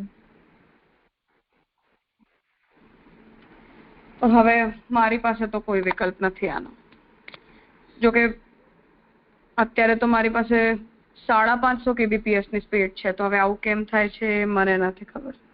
અત્યારે ન થયું રાજા, હમણાં પહેલા થયું તો હવે નથી થતું। હમણાં આપ બોલો છો અત્યારે તો ચાલે છે, હમણાં તો ચાલે છે। ઓકે ચાલશે, વાંધો નહીં આવે। ઠીક છે। તો શ્યામકાકાજી આજ્ઞા કરી રહ્યા છે કે એટલે જયાખ્ય સંહિતામાં આ જેટલા પણ એક્ઝામ્પલ્સ આપવામાં આવ્યા છે એના જો સંદર્ભનો વિચાર કરીએ તો એ સંદર્ભ એવા નથી લાગતા કે જેનાથી શંકરાચાર્યજીના મતને સ્થાપિત કરવા માટે જયાખ્ય સંહિતામાં એ બધા ઉદાહરણો આપવામાં આવ્યા હોય. तब एक की मिथ्या अनेकता के प्रतिपादनार्थ यह नहीं है ऐसा स्पष्ट हो जाता है. तो ત્યાં તત્વને મિથ્યા કહેવામાં અને તત્વના પરિણામને મિથ્યા કહેવામાં શાસ્ત્રનું તાત્પર્ય હોય એવું જણાતું નથી. अयोगोलक का उदाहरण अंतर्यामिता के निरूपणार्थ प्रयुक्त हुआ है. એના એક્ઝામ્પલ્સ અહીંયા શ્યામુ કાકાજી આપી રહ્યા છે કે અયોગોલક ન્યાય જે છે એ ઉદાહરણ અંતર્યામીના નિરૂપણ કરવા માટે યુઝ થયું છે. जो अयोगोलक और अग्नि के अमिथ्या होने पर ही संगत होता है. એટલે જેમ લોઢાનો ગોળો છે એને અગ્નિની અંદર આપણે તપાવી દઈએ તો અગ્નિના સતત સંપર્કને કારણે એ લોખંડનો જે ગોળો છે એ આપણને અગ્નિરૂપ પ્રતીત થવા લાગે છે અને લોખંડ અને આગની વચ્ચે ફરક આપણને સમજાતો નથી. આ એક્ઝામ્પલ જો કે શંકરાચાર્યજીએ જીવાત્મા અને બ્રહ્મના ઐક્યને સમજાવવા માટે કર્યું છે કે આના કારણે આપણને એવું લાગે છે કે આ બંને અલગ હોય પરંતુ વસ્તુતઃ એક હોય છે. અથવા જગતના કોન્ટેક્સ્ટમાં પણ એમણે આ વાતને કહી છે કે જેમ લોખંડના ગોળાને અગ્નિનો નિરંતર સંપર્ક મળતો રહે છે એટલે આપણને એવું લાગે છે કે આ આગ છે અને આ લોખંડ નથી. પણ જેમ આપણને એને એ અગ્નિને ઠારવાનો પ્રયત્ન કરીએ કે અગ્નિને માનો એ જે લોખંડનો ગોળો છે એને આપણે પાણીની અંદર પલાળી દઈએ તો તરત જ એ અગ્નિ એની અંદરથી નિવૃત્ત થઈ જશે અને લોખંડનો ગોળો ઠંડો થઈને અને પાછો લોખંડ બની જશે અથવા પીગળી જશે વધુ જ ને વધુ, પરંતુ એ અગ્નિરૂપ નથી આ વાત સાબિત થઈ જશે. એવી રીતે શંકરાચાર્યજીએ કહ્યું કે આ રીતે આપણને બે વસ્તુ એક લાગવા લાગે છે પરંતુ એ વસ્તુતઃ એક ન હોય ને અલગ અલગ હોય છે. શ્યામ કાકાજી અહીંયા આજ્ઞા કરી રહ્યા છે કે અંતર્યામિતાને સમજાવવા માટે અયોગોલકનું એક્ઝામ્પલ જયાખ્ય સંહિતામાં યુઝ થયું છે, પણ આ એક્ઝામ્પલ અંતર્યામિતાને સમજાવવા માટે તો જ સાબિત થાય જો અયોગોલક અને અગ્નિને આપણને અમિથ્યા मानिए. प्राकृत इंद्रियों एवं गुणों से संयुक्त तथा वर्जित होने की उभय विधता को समझाने को दर्पण प्रतिबिंब का उदाहरण दिखलाया गया है. આપણી ઇન્દ્રિયો અને એ ઇન્દ્રિયોના ગુણો કે એ ઇન્દ્રિયોની શક્તિ આ એમને એની સાથે સંયુક્ત અને વર્જિત એટલે જેમ ગુણો ઇન્દ્રિયોના સંપર્કમાં આવે અને એ ગુણો ઇન્દ્રિયોના સંપર્કને છોડી દે, આની ઉભય વિધતાને સમજાવવા માટે દર્પણ અને પ્રતિબિંબનું એક્ઝામ્પલ જયાખ્ય સંહિતામાં વપરાયું છે. यह प्रतिबिंब के मिथ्या होने के आशयवश प्रयुक्त होने के बजाय एक हेलया इंद्रियादि संयुक्त और इंद्रियादि वर्जित होने के अंश में ही ग्राह्य लगता है. तो જેમ દર્પણમાં દેખાતું પ્રતિબિંબ એ આપણું જ પ્રતિબિંબ હોય છે, વ્યક્તિ જેની અંદર દેખાય છે, આ સમજાવવા માટે એક્ઝામ્પલ અપાયું છે. શંકરાચાર્યજીએ એને પ્રતિબિંબને મિથ્યા અને બિંબને સત્ય સાબિત કરવા માટે વાપર્યું છે. તો એનું વાસ્તવિક પ્રયોજન શું હોઈ શકે તો શ્યામ કાકાજી સમજાવી રહ્યા છે કે આ પ્રતિબિંબને મિથ્યા હોવાના આશયમાં પ્રયુક્ત નથી થયું જયાખ્ય સંહિતામાં, પણ ઇન્દ્રિય જે છે એ ગુણોથી સંયુક્ત પણ થઈ શકે છે અને ગુણોથી વર્જિત પણ થઈ શકે છે.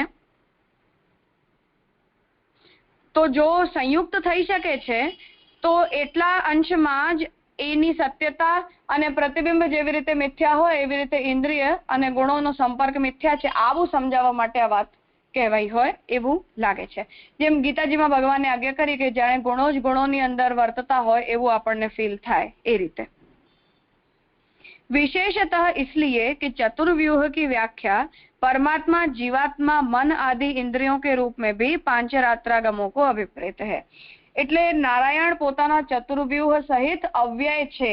આ વચન જે આગળની સંહિતાનું કોટ કર્યું એ વચનમાં ચતુર્વ્યુહથી જે વાસુદેવ, સંકર્ષણ, પ્રદ્યુમ્ન, અનિરુદ્ધ આ ચાર વ્યુહ છે, કેવલ આટલું નહીં પરંતુ ચતુર્વ્યુહની વ્યાખ્યામાં પરમાત્મા એટલે અંતર્યામી, જીવાત્મા, મન વગેરે ઇન્દ્રિયો અને એના વિષયો આ રૂપમાં પણ નારાયણ અવ્યય થઈને બિરાજે છે. આવો પણ पंचरात्रागमोનો અભિપ્રાય છે.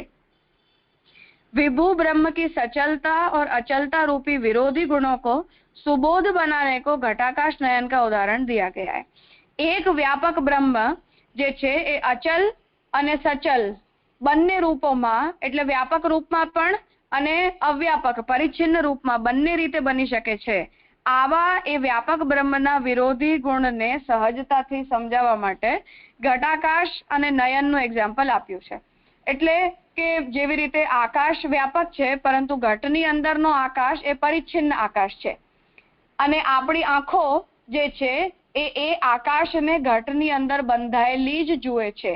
આવી જે માન્યતા કે આવું જે એક્ઝામ્પલ છે એ શંકરાચાર્યજીએ એકત્વને સમજાવવા માટે વાપર્યું છે કે જેમ ઘટાકાશ અને બાહરી આકાશ એ બંને એક હોય પણ આપણને ઘટના રૂપને જોતા હોઈએ એટલે આપણને ઘટાકાશ એ બહારના આકાશથી અલગ લાગે છે. એના કારણે એ બંનેનું એકત્વની અંદર આપણને એકત્વની અનુભૂતિ ન થઈને બે અલગ અલગ હોય એવી અનુભૂતિ થવા લાગે છે. આ શંકરાચાર્યજીનો સેન્સ છે. શ્યામકાકાજી આજ્ઞા કરી રહ્યા છે કે વિરુદ્ધ ધર્માશ્રયતાને સમજાવવા માટે સંહિતાએ તંત્રે આ એક્ઝામ્પલ યુઝ કર્યું છે. एतावता क्रियावत्व निज शक्ति रूपी उपाधि से प्रयुक्त प्रतीत होने पर भी आविद्यक मिथ्यारोप होना उसका आवश्यक नहीं लगता. એટલે ક્રિયાવત્વ ભગવાનની ક્રિયાશક્તિ એ ભગવાનની પોતાની શક્તિ રૂપી ઉપાધિથી પ્રયુક્ત પ્રતીત હોવા છતાં પણ આવિદ્યક મિથ્યારોપ હોવું જરૂરી નથી લાગતું. શ્યામકાકાજી આજ્ઞા કરી રહ્યા છે. क्योंकि ब्रह्म का स्वरूप सर्वज्ञ सर्वदर्शी च सर्वः सर्वेश्वरः प्रभुः सर्वशक्तिमत सर्वशक्तिमयः चैव स्वाधीनः परमेश्वरः एवं एकः परो देवो नाना शक्त्या आत्मरूपधृत नारायणः परब्रह्म इन शब्दों में निरूपित हुआ है.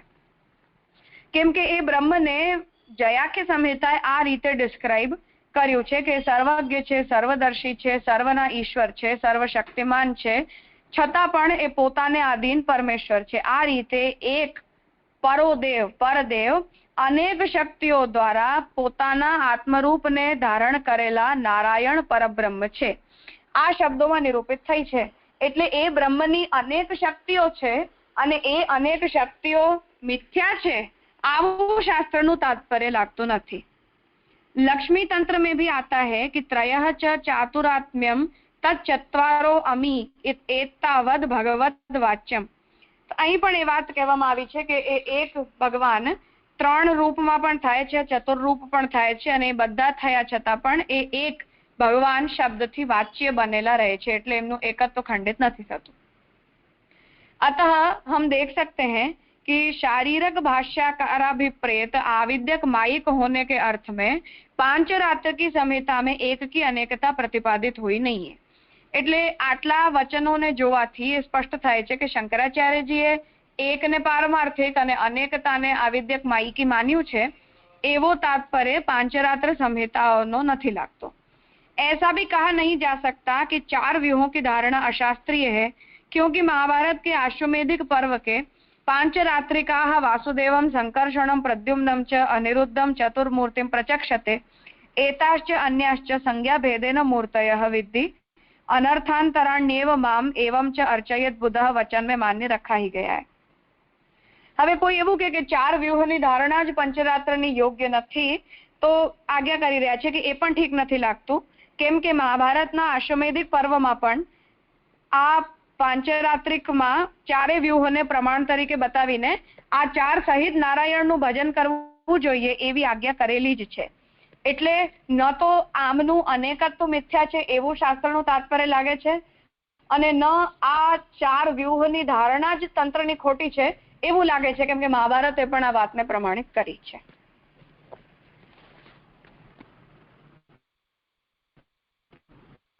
કઈ પૂછવું છે?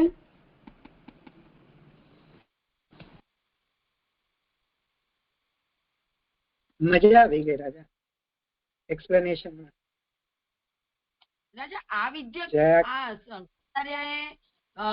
શંકરાચાર્યએ જગતને આ વિદ્યક એવું કહ્યું એ અર્થમાં અહીંયા આગળ આ વિદ્યક જગતના અર્થમાં આ વિદ્યક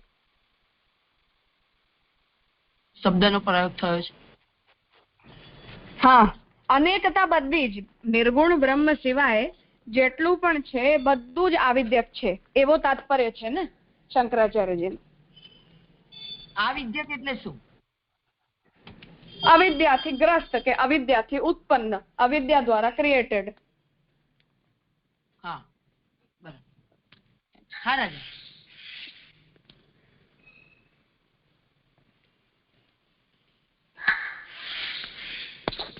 હા સ્વાતિબેન કઈ કહેતા હતા? અત્યારે તો અવાજમાં પ્રોબ્લેમ નથી ને? ના ના ના નથી રાજા. નથી રાજા. ફાઇન. હા બોલો. હું એમ કહી રહી હતી કે આ જે શંકરાચાર્યની સામે જે એક્સપ્લેનેશન આપ્યું છે, જે આખ્યા સંહિતા થી, મહાભારત થી અને લક્ષ્મી તંત્ર થી એક્સલન્ટ છે, ને આપણે સમજાવી તો જ સમજી શકાય, એટલે મજા આવી ગઈ એમ. Thank you.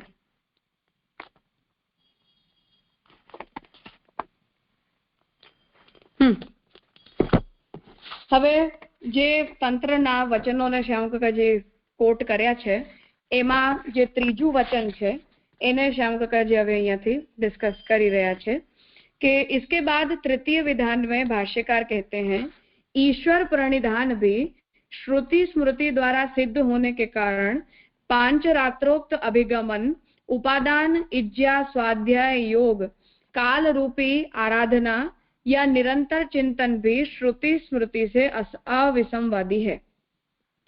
Mahaprabhuji A stand લઈ રહ્યા છે કે હવે તંત્ર સાથે જેટલી પણ પ્રોબ્લેમ છે શંકરાચાર્યજીને એને વન બાય વન શ્યામકાકાજી ડિસ્કસ કરી રહ્યા છે કે ઈશ્વર પ્રણિધાન, ઈશ્વરની ઉપાસના એ પણ શ્રુતિ સ્મૃતિ દ્વારા સિદ્ધ છે. એટલે પંચરત્રની અંદર ઈશ્વરને ઉપાદાન તરીકે બતાવવું કે એ ઈશ્વરની પૂજા કરવી, વેદનું સ્વાધ્યાય, યોગ, કાલના રૂપમાં આરાધના કે નિરંતર ચિંતન વગેરે જેટલી પણ પ્રક્રિયાઓ સાધન તરીકે તંત્રની અંદર બતાવવામાં આવી છે એ બધી જ પ્રક્રિયાઓ श्रुति स्मृति थी अविसंवादी है.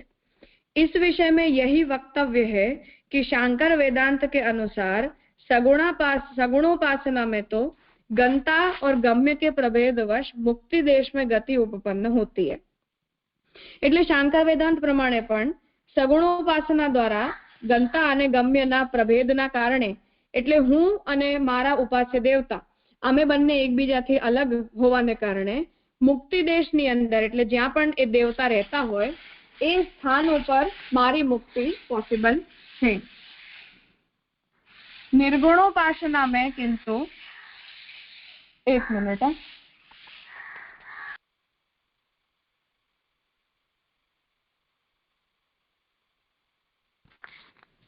एक मिनट होल्ड कर दो.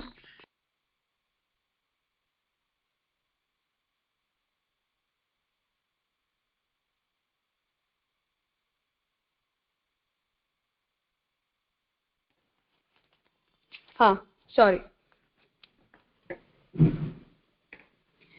તો શ્યામકાકાજી આજ્ઞા કરી રહ્યા છે કે ઉપાસના માર્ગની અંદર દેવતા અને એના ઉપાસક આ બંનેની અંદર તો દ્વૈત છે, ભેદ જ છે. એટલે મિથ્યા તો મિથ્યા સહી શંકરાચાર્યજીના મત પ્રમાણે, પરંતુ જે કોઈ પણ ઉપાસના કરી રહ્યો છે વ્યક્તિ એની પોતાના ઉપાસકના સ્થાનમાં ગતિ સંભવ છે, ઉપપન્ન થાય છે. निर्गुणोपासना में किंतु ऐसे प्रभेद के रह न जाने से वह अनुपपन्न मानी गई है. પણ નિર્ગુણોપાસનામાં ઉપાસક અને બ્રહ્મ બંને અલગ અલગ તો છે જ નહીં, બંને એક જ છે. એટલે હું મારા સ્થાનથી મુક્તિ પ્રાપ્ત કરવા માટે કોઈ બીજા સ્થાન ઉપર જાઉં એવી સંભાવના નથી રહી જતી. જેમ આપણે મુક્તિ પ્રાપ્ત કરીને વૈકુંઠમાં ગયા કે શિવજીનો ઉપાસક જે છે એ મોક્ષ પ્રાપ્ત કરીને કૈલાશમાં ગયો, એવી સંભાવના સગુણોપાસનાની અંદર રહે છે. પરંતુ નિર્ગુણોપાસનાની અંદર તો બંનેની અંદર એકત્વ હોવાને કારણે એક વ્યક્તિની मुक्ति प्राप्त करवा माटे बीजी जगह गति थवी संभव नहीं. नारदीय संहिता में परंतु परम मुक्ति का ऐसा निर्गुण स्वरूप निरूपित नहीं हुआ है, क्योंकि गति और लय के द्वारा संपन्न होता अभेद स्वयं गंता, गम्य और लाता लयाधिकरण रूप होने से भेद सहिष्णु अभेद ही प्रतीत होता है. तो नारद संहितानी अंदर जे छे ए आवो निर्गुण प्रकार जेवो ज्ञान मार्गनी अंदर થાય છે એવો નિર્ગુણ પ્રકાર બતાવવામાં નથી આવ્યો, કેમ કે ગતિ અને લય દ્વારા જે સંપન્ન થાય છે એમાં અભેદ પોતે ગંતા ગમ્ય અને લાતા લયાધિકરણ એટલે લય કરનારો વ્યક્તિ અને જેનો લય થાય છે એ, અથવા હું ગંતા છું અને મારો ગમ્ય સ્થાન માનો વૈકુંઠ છે કે કૈલાશ છે, તો અમારા બંનેની વચ્ચે ભેદ સહિષ્ણુ અભેદ હોય એવું જ નારદીય સંહિતામાં મહાપ્રભુજીનું બતાવેલું તાદાત્મ્ય જ બતાવવામાં આવ્યું છે. એટલે નિર્ગુણોપાસના વાળું અદ્વૈત જેવું એક્ઝેક્ટલી શંકરાચાર્યજીને માન્ય છે એવો નિર્ગુણ અભેદ તો नारदीय संहिताની અંદર बतावामा નથી આવ્યું. ऐसा भी स्पष्ट उल्लेख मिलता है कि वासुदेव पदम याति यद्गत्वा न निवर्तते लीनः तस्मिन् परे व्योम्नि तद्भावं प्रतिपद्यते घृते घृते जले तोयं क्षीरे क्षीरमिव स्थितम् एतत् परम समुद्दिष्टं परमं ब्रह्म शाश्वतम्. હવે નારદીય સંહિતામાં વાસુદેવના પદ એવા છે કે જ્યાં જઈને વ્યક્તિ પાછો નથી આવતો. એની અંદર એમના એ સ્થાન ઉપર લીન થઈને જેમ આકાશની અંદર કોઈ લીન થઈ જાય એવી રીતે તદભાવ પ્રાપ્ત થઈ જાય છે. ઘી ઘીમાં જલ જલમાં જેવી રીતે મળી જાય એવી રીતે વાસુદેવના પદને પ્રાપ્ત કરનારો વ્યક્તિ વાસુદેવની સાથે તદાકાર થઈ જાય છે. એટલે આ રીતે જે બ્રહ્મ બતાવવામાં આવ્યો છે એ પરમ બ્રહ્મ शाश्वत છે. यहाँ गंता लाता का वासुदेव कर्मक गतिपूर्वक वासुदेवाधिकरणक लय जो निरूपित हुआ है वह केवला द्वैतवादाभिप्रेत परम मुक्ति के स्वरूप से विपरीत है. હવે અહીં જે પ્રકારનું સાયુજ્ય નારદીય સંહિતાની અંદર બતાવવામાં આવ્યું છે એ કેવલાદ્વૈતની અંદર બતાવેલી મુક્તિને અનુરૂપ નથી. क्योंकि केवलाद्वैतवाद के अनुसार गति और लय दोनों वाणी विलास रूप होती है गम्य गंता और लयाधिकरण लीन होने वाले के आत्यंतिक अभेदवश. કેમ કે કોઈએ ક્યાં જવાનું જ નથી, કેમ કે જો હું પોતે જ બ્રહ્મ છું તો મારે તો ખાલી પોતાના મૂળ સ્વરૂપને રિયલાઇઝ કરવાનું છે. કેમ કે હું જ બ્રહ્મ છું ને મેં યાદ કર્યું એટલે હું મુક્ત થઈ ગઈ. તો મારે મુક્તિ પ્રાપ્ત કરવા માટે ક્યાંય જવાની આવશ્યકતા તો છે જ નહીં. પરંતુ નારદીય સંહિતામાં વાસુદેવના પદમાં જે મુક્તિ થાય છે, જે પ્રકારની મુક્તિ નિરૂપિત થઈ છે એ મુક્તિની અંદર તો આવો આત્યંતિક અભેદ નિરૂપિત નથી થયો કે જેવો અભેદ શંકરાચાર્યજીને કેવલાદ્વૈતવાદ અંતર્ગત માન્ય છે. આટલા વિષયમાં કંઈ પૂછવું છે કોઈને?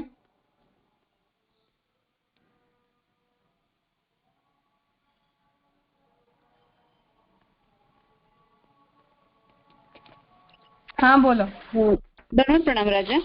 રાજા આપે આગળના પેજ ઉપર જે સમજાવ્યું ને અહીંયા લાતા અને લયાધિકરણ એ ના સમજાવ્યું રાજા. એ શબ્દ લય કરનારો અને જ્યાં લય થાય એ સ્થાન, જેનો લય થાય એ વ્યક્તિ. અચ્છા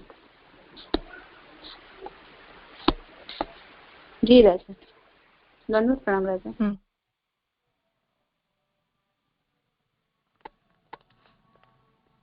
રાજા એને લય એટલે જે શિવજીને લયનું કામ આપ્યું છે તો એ શિવજી લય કરનારા કહી શકાય અહીંયા આગળ.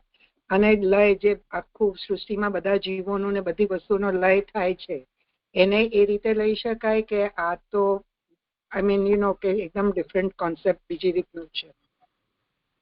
નહીં, અહીં મતલબ એ જ છે કે જે કોઈ પણ દેવતાની હું ઉપાસના કરું એ દેવતા જ્યારે મને મુક્તિ પ્રદાન કરે કે જ્યારે મારો લય કરે એને લય તરીકે બતાવવામાં આવ્યું છે. મારા દેહાદિ સંગાતનો લય. ઓકે રાજા. અહીં જગતનું લય કરનારા મહાદેવજી છે કેવલ એટલો મિનિંગ નથી. જી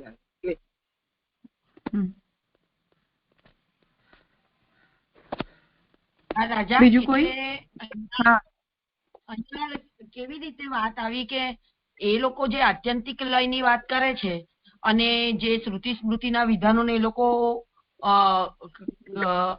મિથ્યા કહે છે, તો પછી આ લોકોનો જે દેવતાઓમાં ઉપાસક દેવતાઓમાં લય થાય છે એને તમે કેવી રીતે ઘટિત કરશો? એમ અહીંયા શ્યામુદા એ પ્રકારની કઈક વાત ચાલી રહી છે રાજા. નહીં, શંકરાચાર્યજી તંત્રને યોગ્ય નથી માની રહ્યા કે તંત્રને વેદ વિરુદ્ધ માની રહ્યા છે. આ સ્ટેન્ડ ઉપર શ્યામુકાકાજી ડિસ્કસ કરી રહ્યા છે કે વાત સાચી છે કે શંકરાચાર્યજીને ઘણી બધી વસ્તુઓથી ઓબ્જેક્શન છે, જેમાં મહાપ્રભુજીની સાથે પણ એમનો એ જ ઓબ્જેક્શન છે કે આપણે જગતને સત્ય માનીએ છીએ અને એમને જગતને મિથ્યા માનવું છે. અને આ ઓબ્જેક્શનેબલ જે શંકરાચાર્યજીના સ્ટેન્ડ છે એ બધા તંત્રની અંદર પણ છે, એટલે એમને તંત્ર પણ વેદ વિરુદ્ધ લાગે એ વાત ઠીક છે, એવો મતલબ છે. હા હા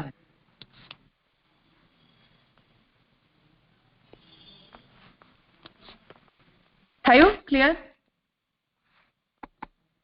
હા રાજા.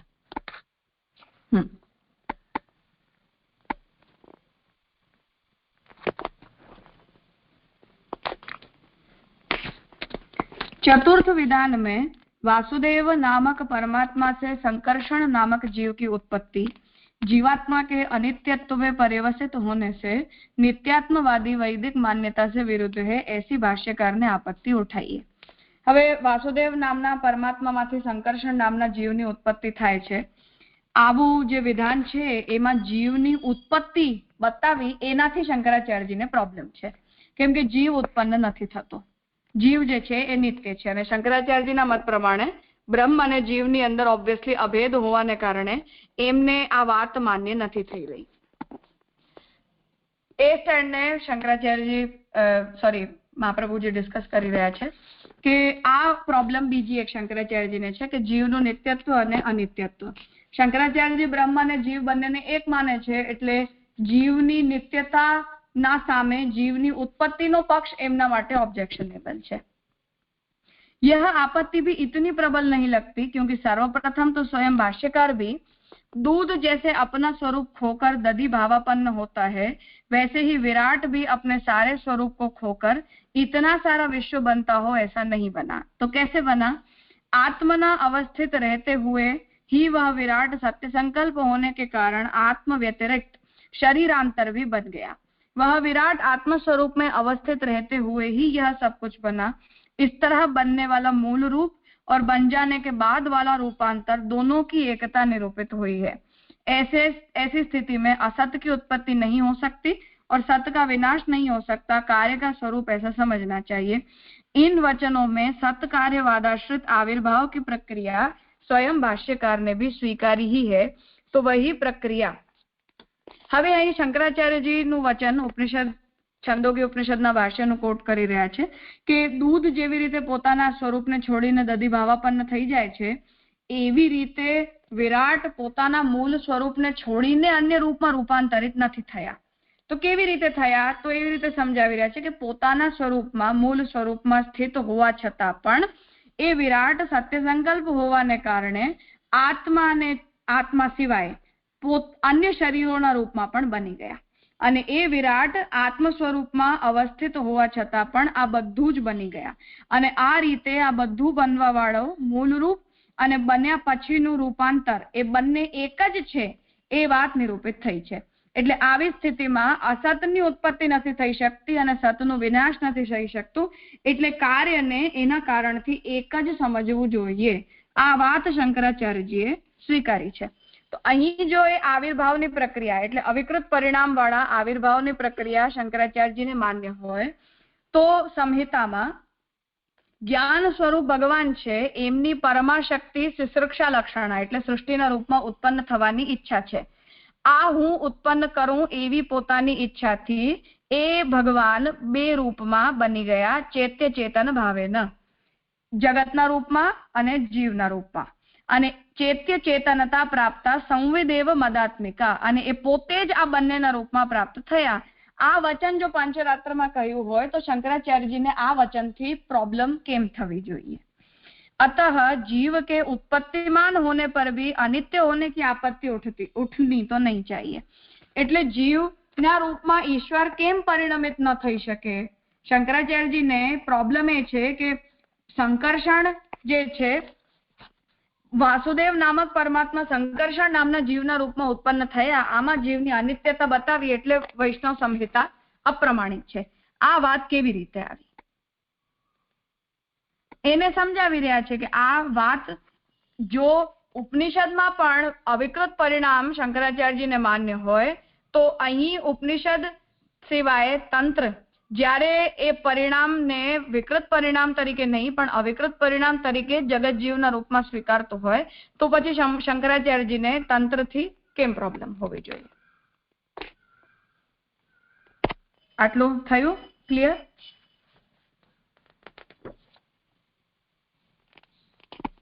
કઈ પૂછવું છે?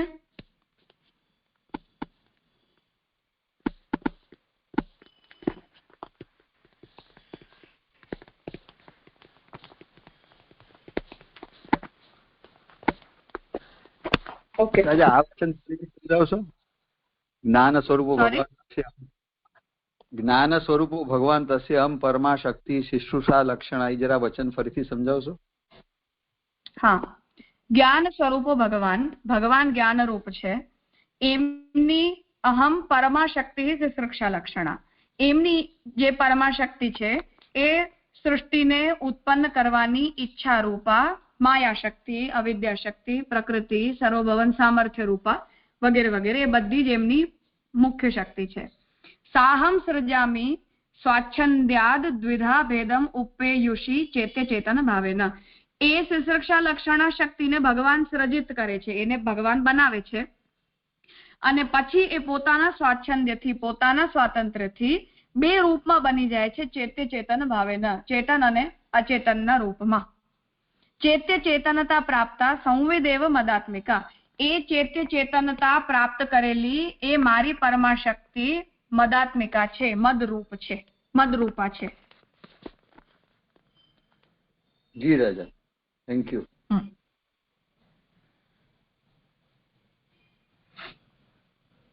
पांचवें विधान में संकर्षण नामक कर्ता से प्रद्युम्न नामक करण रूप मन की उत्पत्ति के असंगत होने की युक्ति भी. પાંચમી પ્રોબ્લેમ શંકરાચાર્યજી ને એ છે કે હવે સંકર્ષણ નામના કર્તામાંથી પ્રદ્યુમ્ન નામના કરણરૂપ મનની ઉત્પત્તિ થાય છે, તો એ ઉત્પત્તિમાં પણ જે શંકરાચાર્યજીને પ્રોબ્લેમ છે એ પણ ખોટી છે. કેમ કે બૃહદારણ્યકોપનિષદ કે સ યથા ઉર્ણનાભિ તંતુનોચ્ચરેદ યથા અગ્નેઃ ક્ષુદ્રાઃ વિસ્ફલિંગાઃ વિચરन्ति एवमेव एतस्माद् आत्मनः सर्वे प्राणाः विचरन्ति, इस वचन के भाष्य में स्वयं भाष्यकार भी सर्वे प्राणाः वागादयः अर्थ जब करते ही हैं तब कर्ता से करण की उत्पत्ति में आपत्ति कैसे उठाई जा सकती है. तो બૃહદારણ્યકોપનિષદમાં જ્યારે એકમાંથી અનેકની ઉત્પત્તિનો પ્રકાર બતાવવામાં આવ્યો છે ત્યાં સર્વે પ્રાણાઃ વાગાદયઃ, આનો અર્થમાં વાગાદયઃ સર્વે પ્રાણાઃ વિચરન્તિ, તો પ્રાણ એટલે શું? તો વાણી વગેરે બધી જ ઇન્દ્રિયો. આવો જ અર્થ જ્યારે શંકરાચાર્ય કર્યો હોય તો વાણી વગેરે બધી ઇન્દ્રિયોમાં મનની ઉત્પત્તિ પણ થઈ છે, તો સંકર્ષણમાંથી પ્રદ્યુમ્ન નામક કરણરૂપ મનની ઉત્પત્તિ થઈ, આ તંત્રના વચનમાં શંકરાચાર્યજીને શું કામ પ્રોબ્લેમ હોવી જોઈએ? अतः इस विषय में भी श्रुति और पंचरात्रागम के बीच विरोध खोजना अनावश्यक लगता है. એટલે આ બંનેની વચ્ચે શંકરાચાર્યજી જે વિરોધ વિચારી રહ્યા છે એ યોગ્ય નથી લાગતું.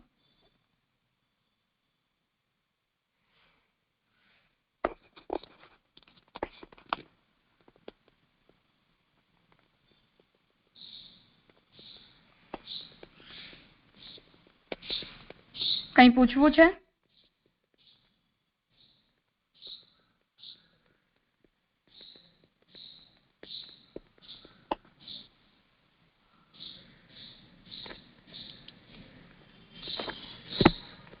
ओके इसके बाद छठे विधान में वासुदेव, संकर्षण, प्रद्युम्न, अनिरुद्ध की 4 संख्या नियत होना भी संगत नहीं, क्योंकि ब्रह्मा से लेकर स्तंभ पर्यंत सभी कुछ भगवान के व्यूह हैं.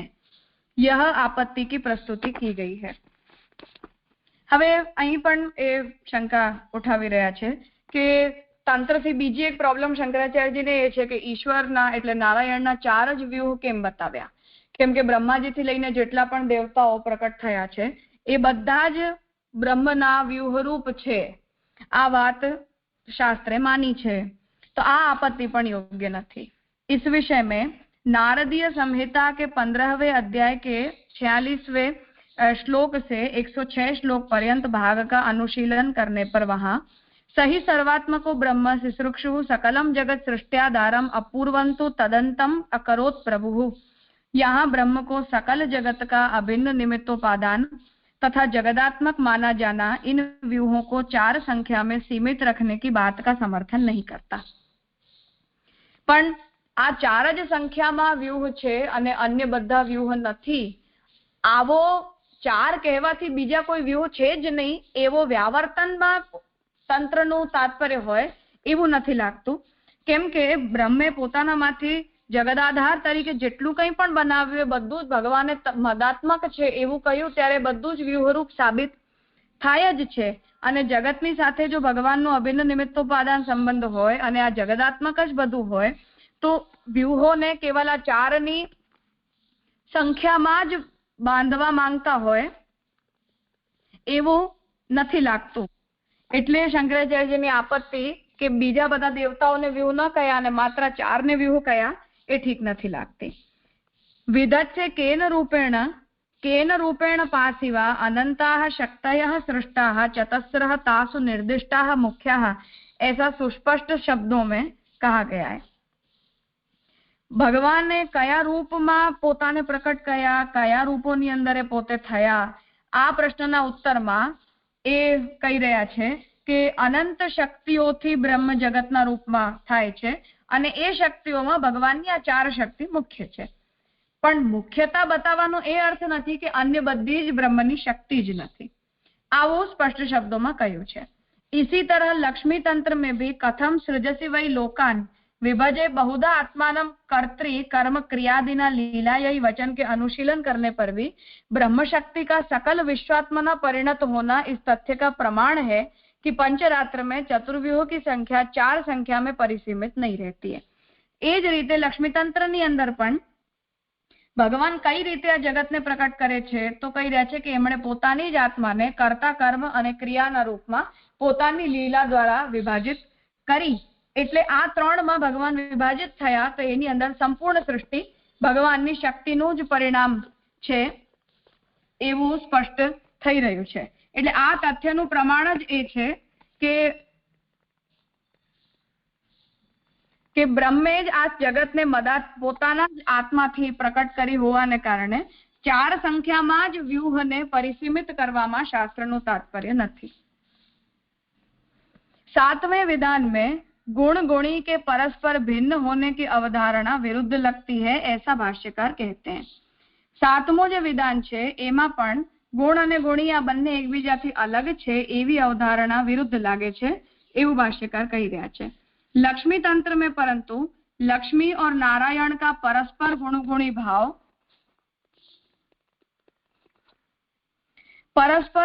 गुणी भाव तादात्म्य मूलक निरूपित हुआ है न कि भेद मूलक. तो लक्ष्मी तंत्र ની અંદર પણ લક્ષ્મી અને નારાયણનો પરસ્પર જે ગુણગુણી ભાવ છે એ ભેદ સહિષ્ણુ અભેદ મૂલક નિરૂપિત થયેલું છે, ભેદ મૂલક નહીં. जैसे कि अन्योन्येन अविनाभावाद अन्योन्येन समन्वयात तादात्म्यं विद्धि संबंधम मम नाथस्य च उभयोः अहंतया विना अहम ही निरूपाख्यो न सिद्ध्यति, अहमर्थम विना अहंता निराधारा न सिद्ध्यति, व्यापारः तस्य देवस्य सा अहम अस्मि न संशयः, मया कृतं हि यत् कर्म तेन तत् कृतम् इति उच्यते. अहम ही तस्य देवस्य स्मृता व्याप्रियमाणता इन वचनों के अवलोकन करने पर भी स्पष्ट होता ही है. तो આ વચન જે બંને બતાવ્યા છે એમાં લક્ષ્મી અને નારાયણ એ બંને એક રૂપ પણ છે અને અલગ અલગ પણ છે. જ્યાં પણ અલગ થઈને કાર્ય કરવું હોય ત્યાં અલગ પણ કાર્ય કરે છે, એક ભાવાપન્ન થઈને કાર્ય કરવું હોય ત્યાં એક ભાવાપન્ન થઈને પણ કાર્ય કરે છે, આવું સ્પષ્ટ થઈ રહ્યું છે. अंतिम विधान वेद को गौण बनाना या उसकी निंदा जो आगम ग्रंथों में उपलब्ध होती है उसके कारण भी आगम ग्रंथ मुमुक्षु जनों के लिए अनुपादेय सिद्ध होते हैं. इस विधान के बारे में यह स्मरणीय है कि उपनिषद और भगवत गीता के वचनों में भी वेद निंदा तो मिलती ही है. एतावता उन्हें जब अनुपादेय नहीं माना जाता तो आगम द्वेष का प्रयोजन क्या. હવે અહીં આજ્ઞા કરી રહ્યા છે કે વેદની જ્યારે ગીતાજી પણ એવું કહેતા હોય કે હું વેદ નાહમ વેદૈર્ન તપસા ન દાનેન ન ચ ઇજ્જયા અહમ એવમ વિદુમ દ્રષ્ટુમ દ્રષ્ટવાન અસી ભારત. તો ત્યાં વેદ પણ મારા દર્શન કરવા માટે ઉપયોગી નથી, યજ્ઞ દાન તપ વગેરે જે ક્રિયાઓ છે એ પણ મારી પ્રાપ્તિ માટે ઉપયોગી નથી એવું જ્યારે કહેવામાં આવ્યું છે એ જ રીતે ઉપનિષદની અંદર પણ બધા જ કર્મો વ્યર્થ છે, માત્ર જ્ઞાન જ પ્રાપ્ત થાય છે. સેમ વે નાયમાત્મા પ્રવચને ન લભ્યો ન મેધયા ન બહુના શ્રુતે ન યમે વૈશ્ય વૃણોતે તેન લભ્ય. આમાં પણ વર્ણની મુખ્યતા બતાવીને શાસ્ત્ર જ્ઞાનની અનુપયોગિતા બતાવી દેવામાં આવી છે. તો જ્યારે વેદ નિંદા ઉપનિષદ અને વેદ ગીતાજીમાં પણ થતી હોય તો પછી એમને જો આપણે અપ્રમાણ નથી કહેતા તો તંત્રની અંદર પણ તંત્રમાં બતાવેલી ઉપાસના વિધિની પ્રશંસા માટે વેદના કર્મ અને જ્ઞાનની થોડી ઘણી નિંદા કે એની ગૌણતા બતાવી દેવામાં આવી હોય તો એટલા માત્રથી તમે તંત્રને કેવી રીતે અપ્રમાણ માની શકો? આ યુક્તિ શ્યામકાકાજી અહીંયા આપી. થયું આટલું સ્પષ્ટ?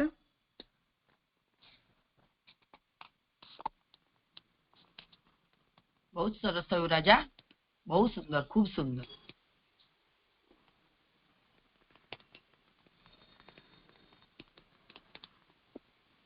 કોઈને પૂછવું છે કઈ?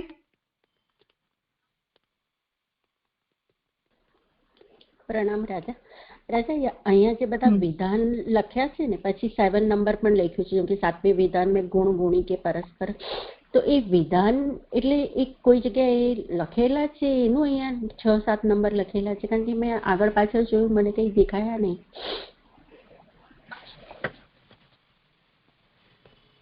પેજ નંબર 92 અને 93 છે મારામાં, ત્યાં છે.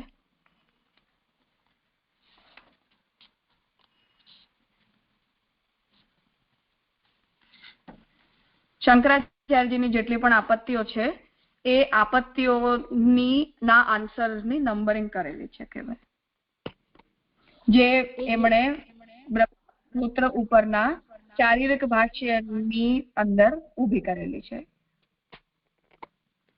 ને એ આપત્તિ ક્યાં છે એના નંબર્સ તો શ્યામકાકાજી આપેલા છે ઓલરેડી. એટલે એ ભાષ્યના આ સૂત્રના ભાષ્યમાં શંકરાચાર્યજીએ તંત્ર ઉપર આ આપત્તિઓ ઊભી કરીને કન્ક્લુડ કર્યું છે કે તંત્ર અપ્રમાણ હોય છે. એ બધી જ આપત્તિઓને અહીં કાઉન્ટ કરી છે. તો એ નંબરનું શાંકર ભાષ્ય જોશો તો મળી જશે. એટલે રાજા એવું પણ સમજાય કે શાંકર મતમાં એ લોકો વેદને ને શ્રુતિને ગણે છે, પણ એ સિવાયના, કારણ કે એ લોકો નિર્ધર્મક માને છે, એટલે પુરાણ છે કે આ તંત્ર ઉપાસનાની જે પ્રકાર છે એને એ લોકો સ્વીકારતા નથી, એવું અહીં એટલા માટે આ બધું અહીં આવી રહ્યું છે. શંકરાચાર્યજીએ બ્રહ્મસૂત્રની અંદર ભાષ્યમાં એ કન્ક્લુડ કર્યું કે એટલે તમારે વૈષ્ણવ આગમ તંત્રોને વેદ વિરુદ્ધ હોવાને કારણે પ્રમાણરૂપ નહીં માનવાના. એના ઉત્તરમાં આ બધું ચાલી રહ્યું છે.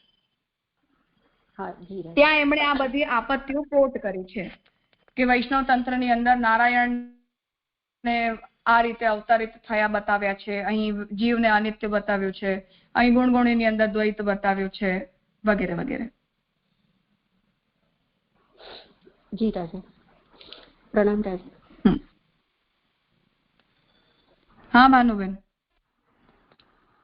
હા મૈત્ર રાજા પ્રણામ. તો ગીતાનો એ વચન પણ આવશે ને કે ત્રિગુણા વિશે આવે દાતુ નિસ્ત્રી ગુણ થઈ જા, આ પણ નિંદા જે ગણાશે ને આ જે છે જે ઠાકોરજી આજ્ઞા કરી રહ્યા છે, તો એ પણ નિંદામાં જશે ને? બિલકુલ જશે, બિલકુલ. હા, એ પ્રભુ કરી રહ્યા છે. શંકરાચાર્યજી આવું ન થાય એવું સમજાવી રહ્યા છે. વ્યક્તિ ન કરી શકે, ભગવાન કરી રહ્યા છે. હા હા નહીં, શંકરજી આજ્ઞા કરી રહ્યા છે કે વેદ નિંદા છે આવું કહીને જો તમે તંત્રને અપ્રમાણ કહેવા માંગો છો તો વેદ નિંદા ગીતાની અંદર પણ છે અને ઉપનિષદમાં પણ છે. તો શું ગીતા અને ઉપનિષદને તમે વેદ નિંદા હોવાને કારણે અપ્રમાણ કહેશો તો તંત્રને કયો, જો નથી કહેતા તો તંત્રને પણ ન કયો. સરસ આર્ગ્યુમેન્ટ થઈ. હા, સરસ થઈ. ગીતાજીથી સમજાવી દીધી. સરસ. પ્રણામ. હા, બીજું કઈ?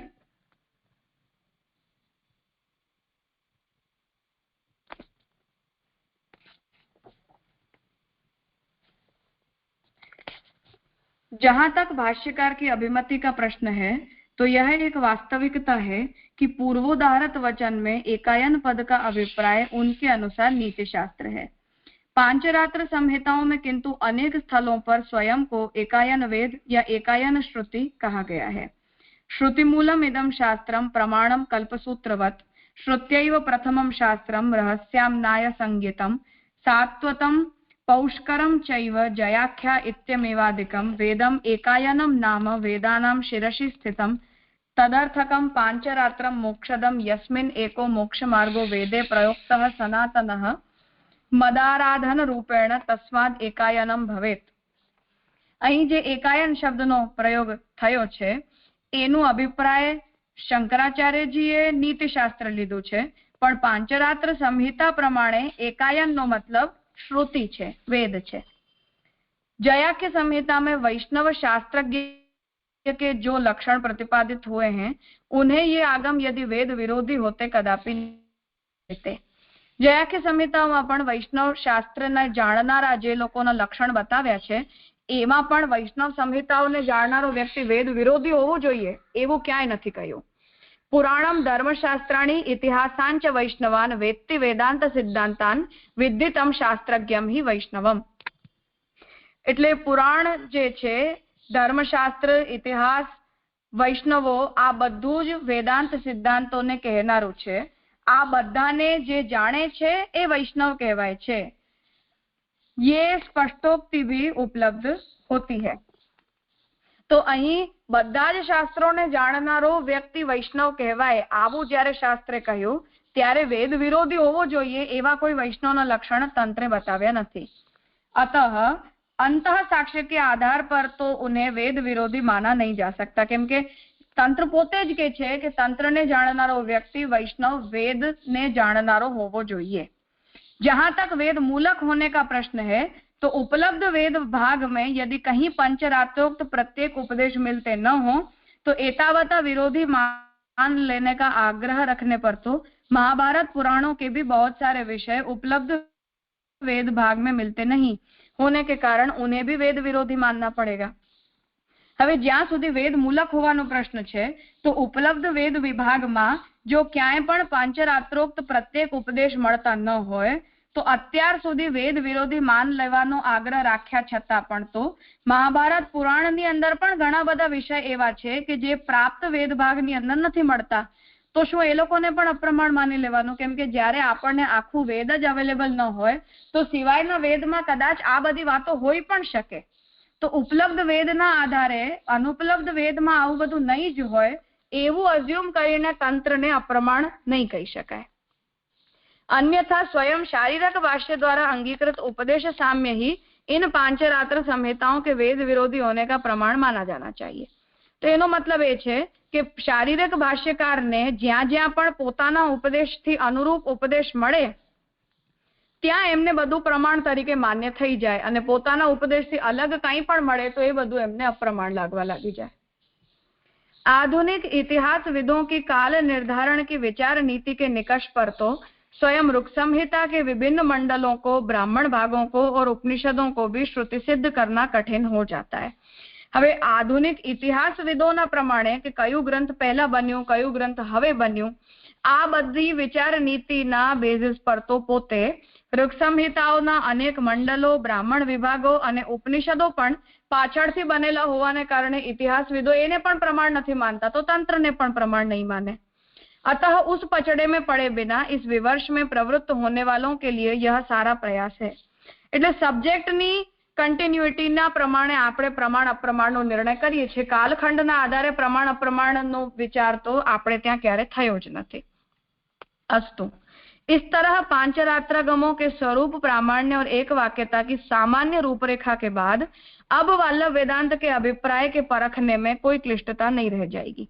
હવે વલ્લભ વેદાંતની અંદર આપણે કઈ રીતે આને પ્રમાણ તરીકે માન્ય કરશું અને કઈ રીતે પ્રમાણ તરીકે માન્ય નહીં કરીએ એ ડિસ્કશન શ્યામ કાકાજી ઇનિશિયેટ કરશે।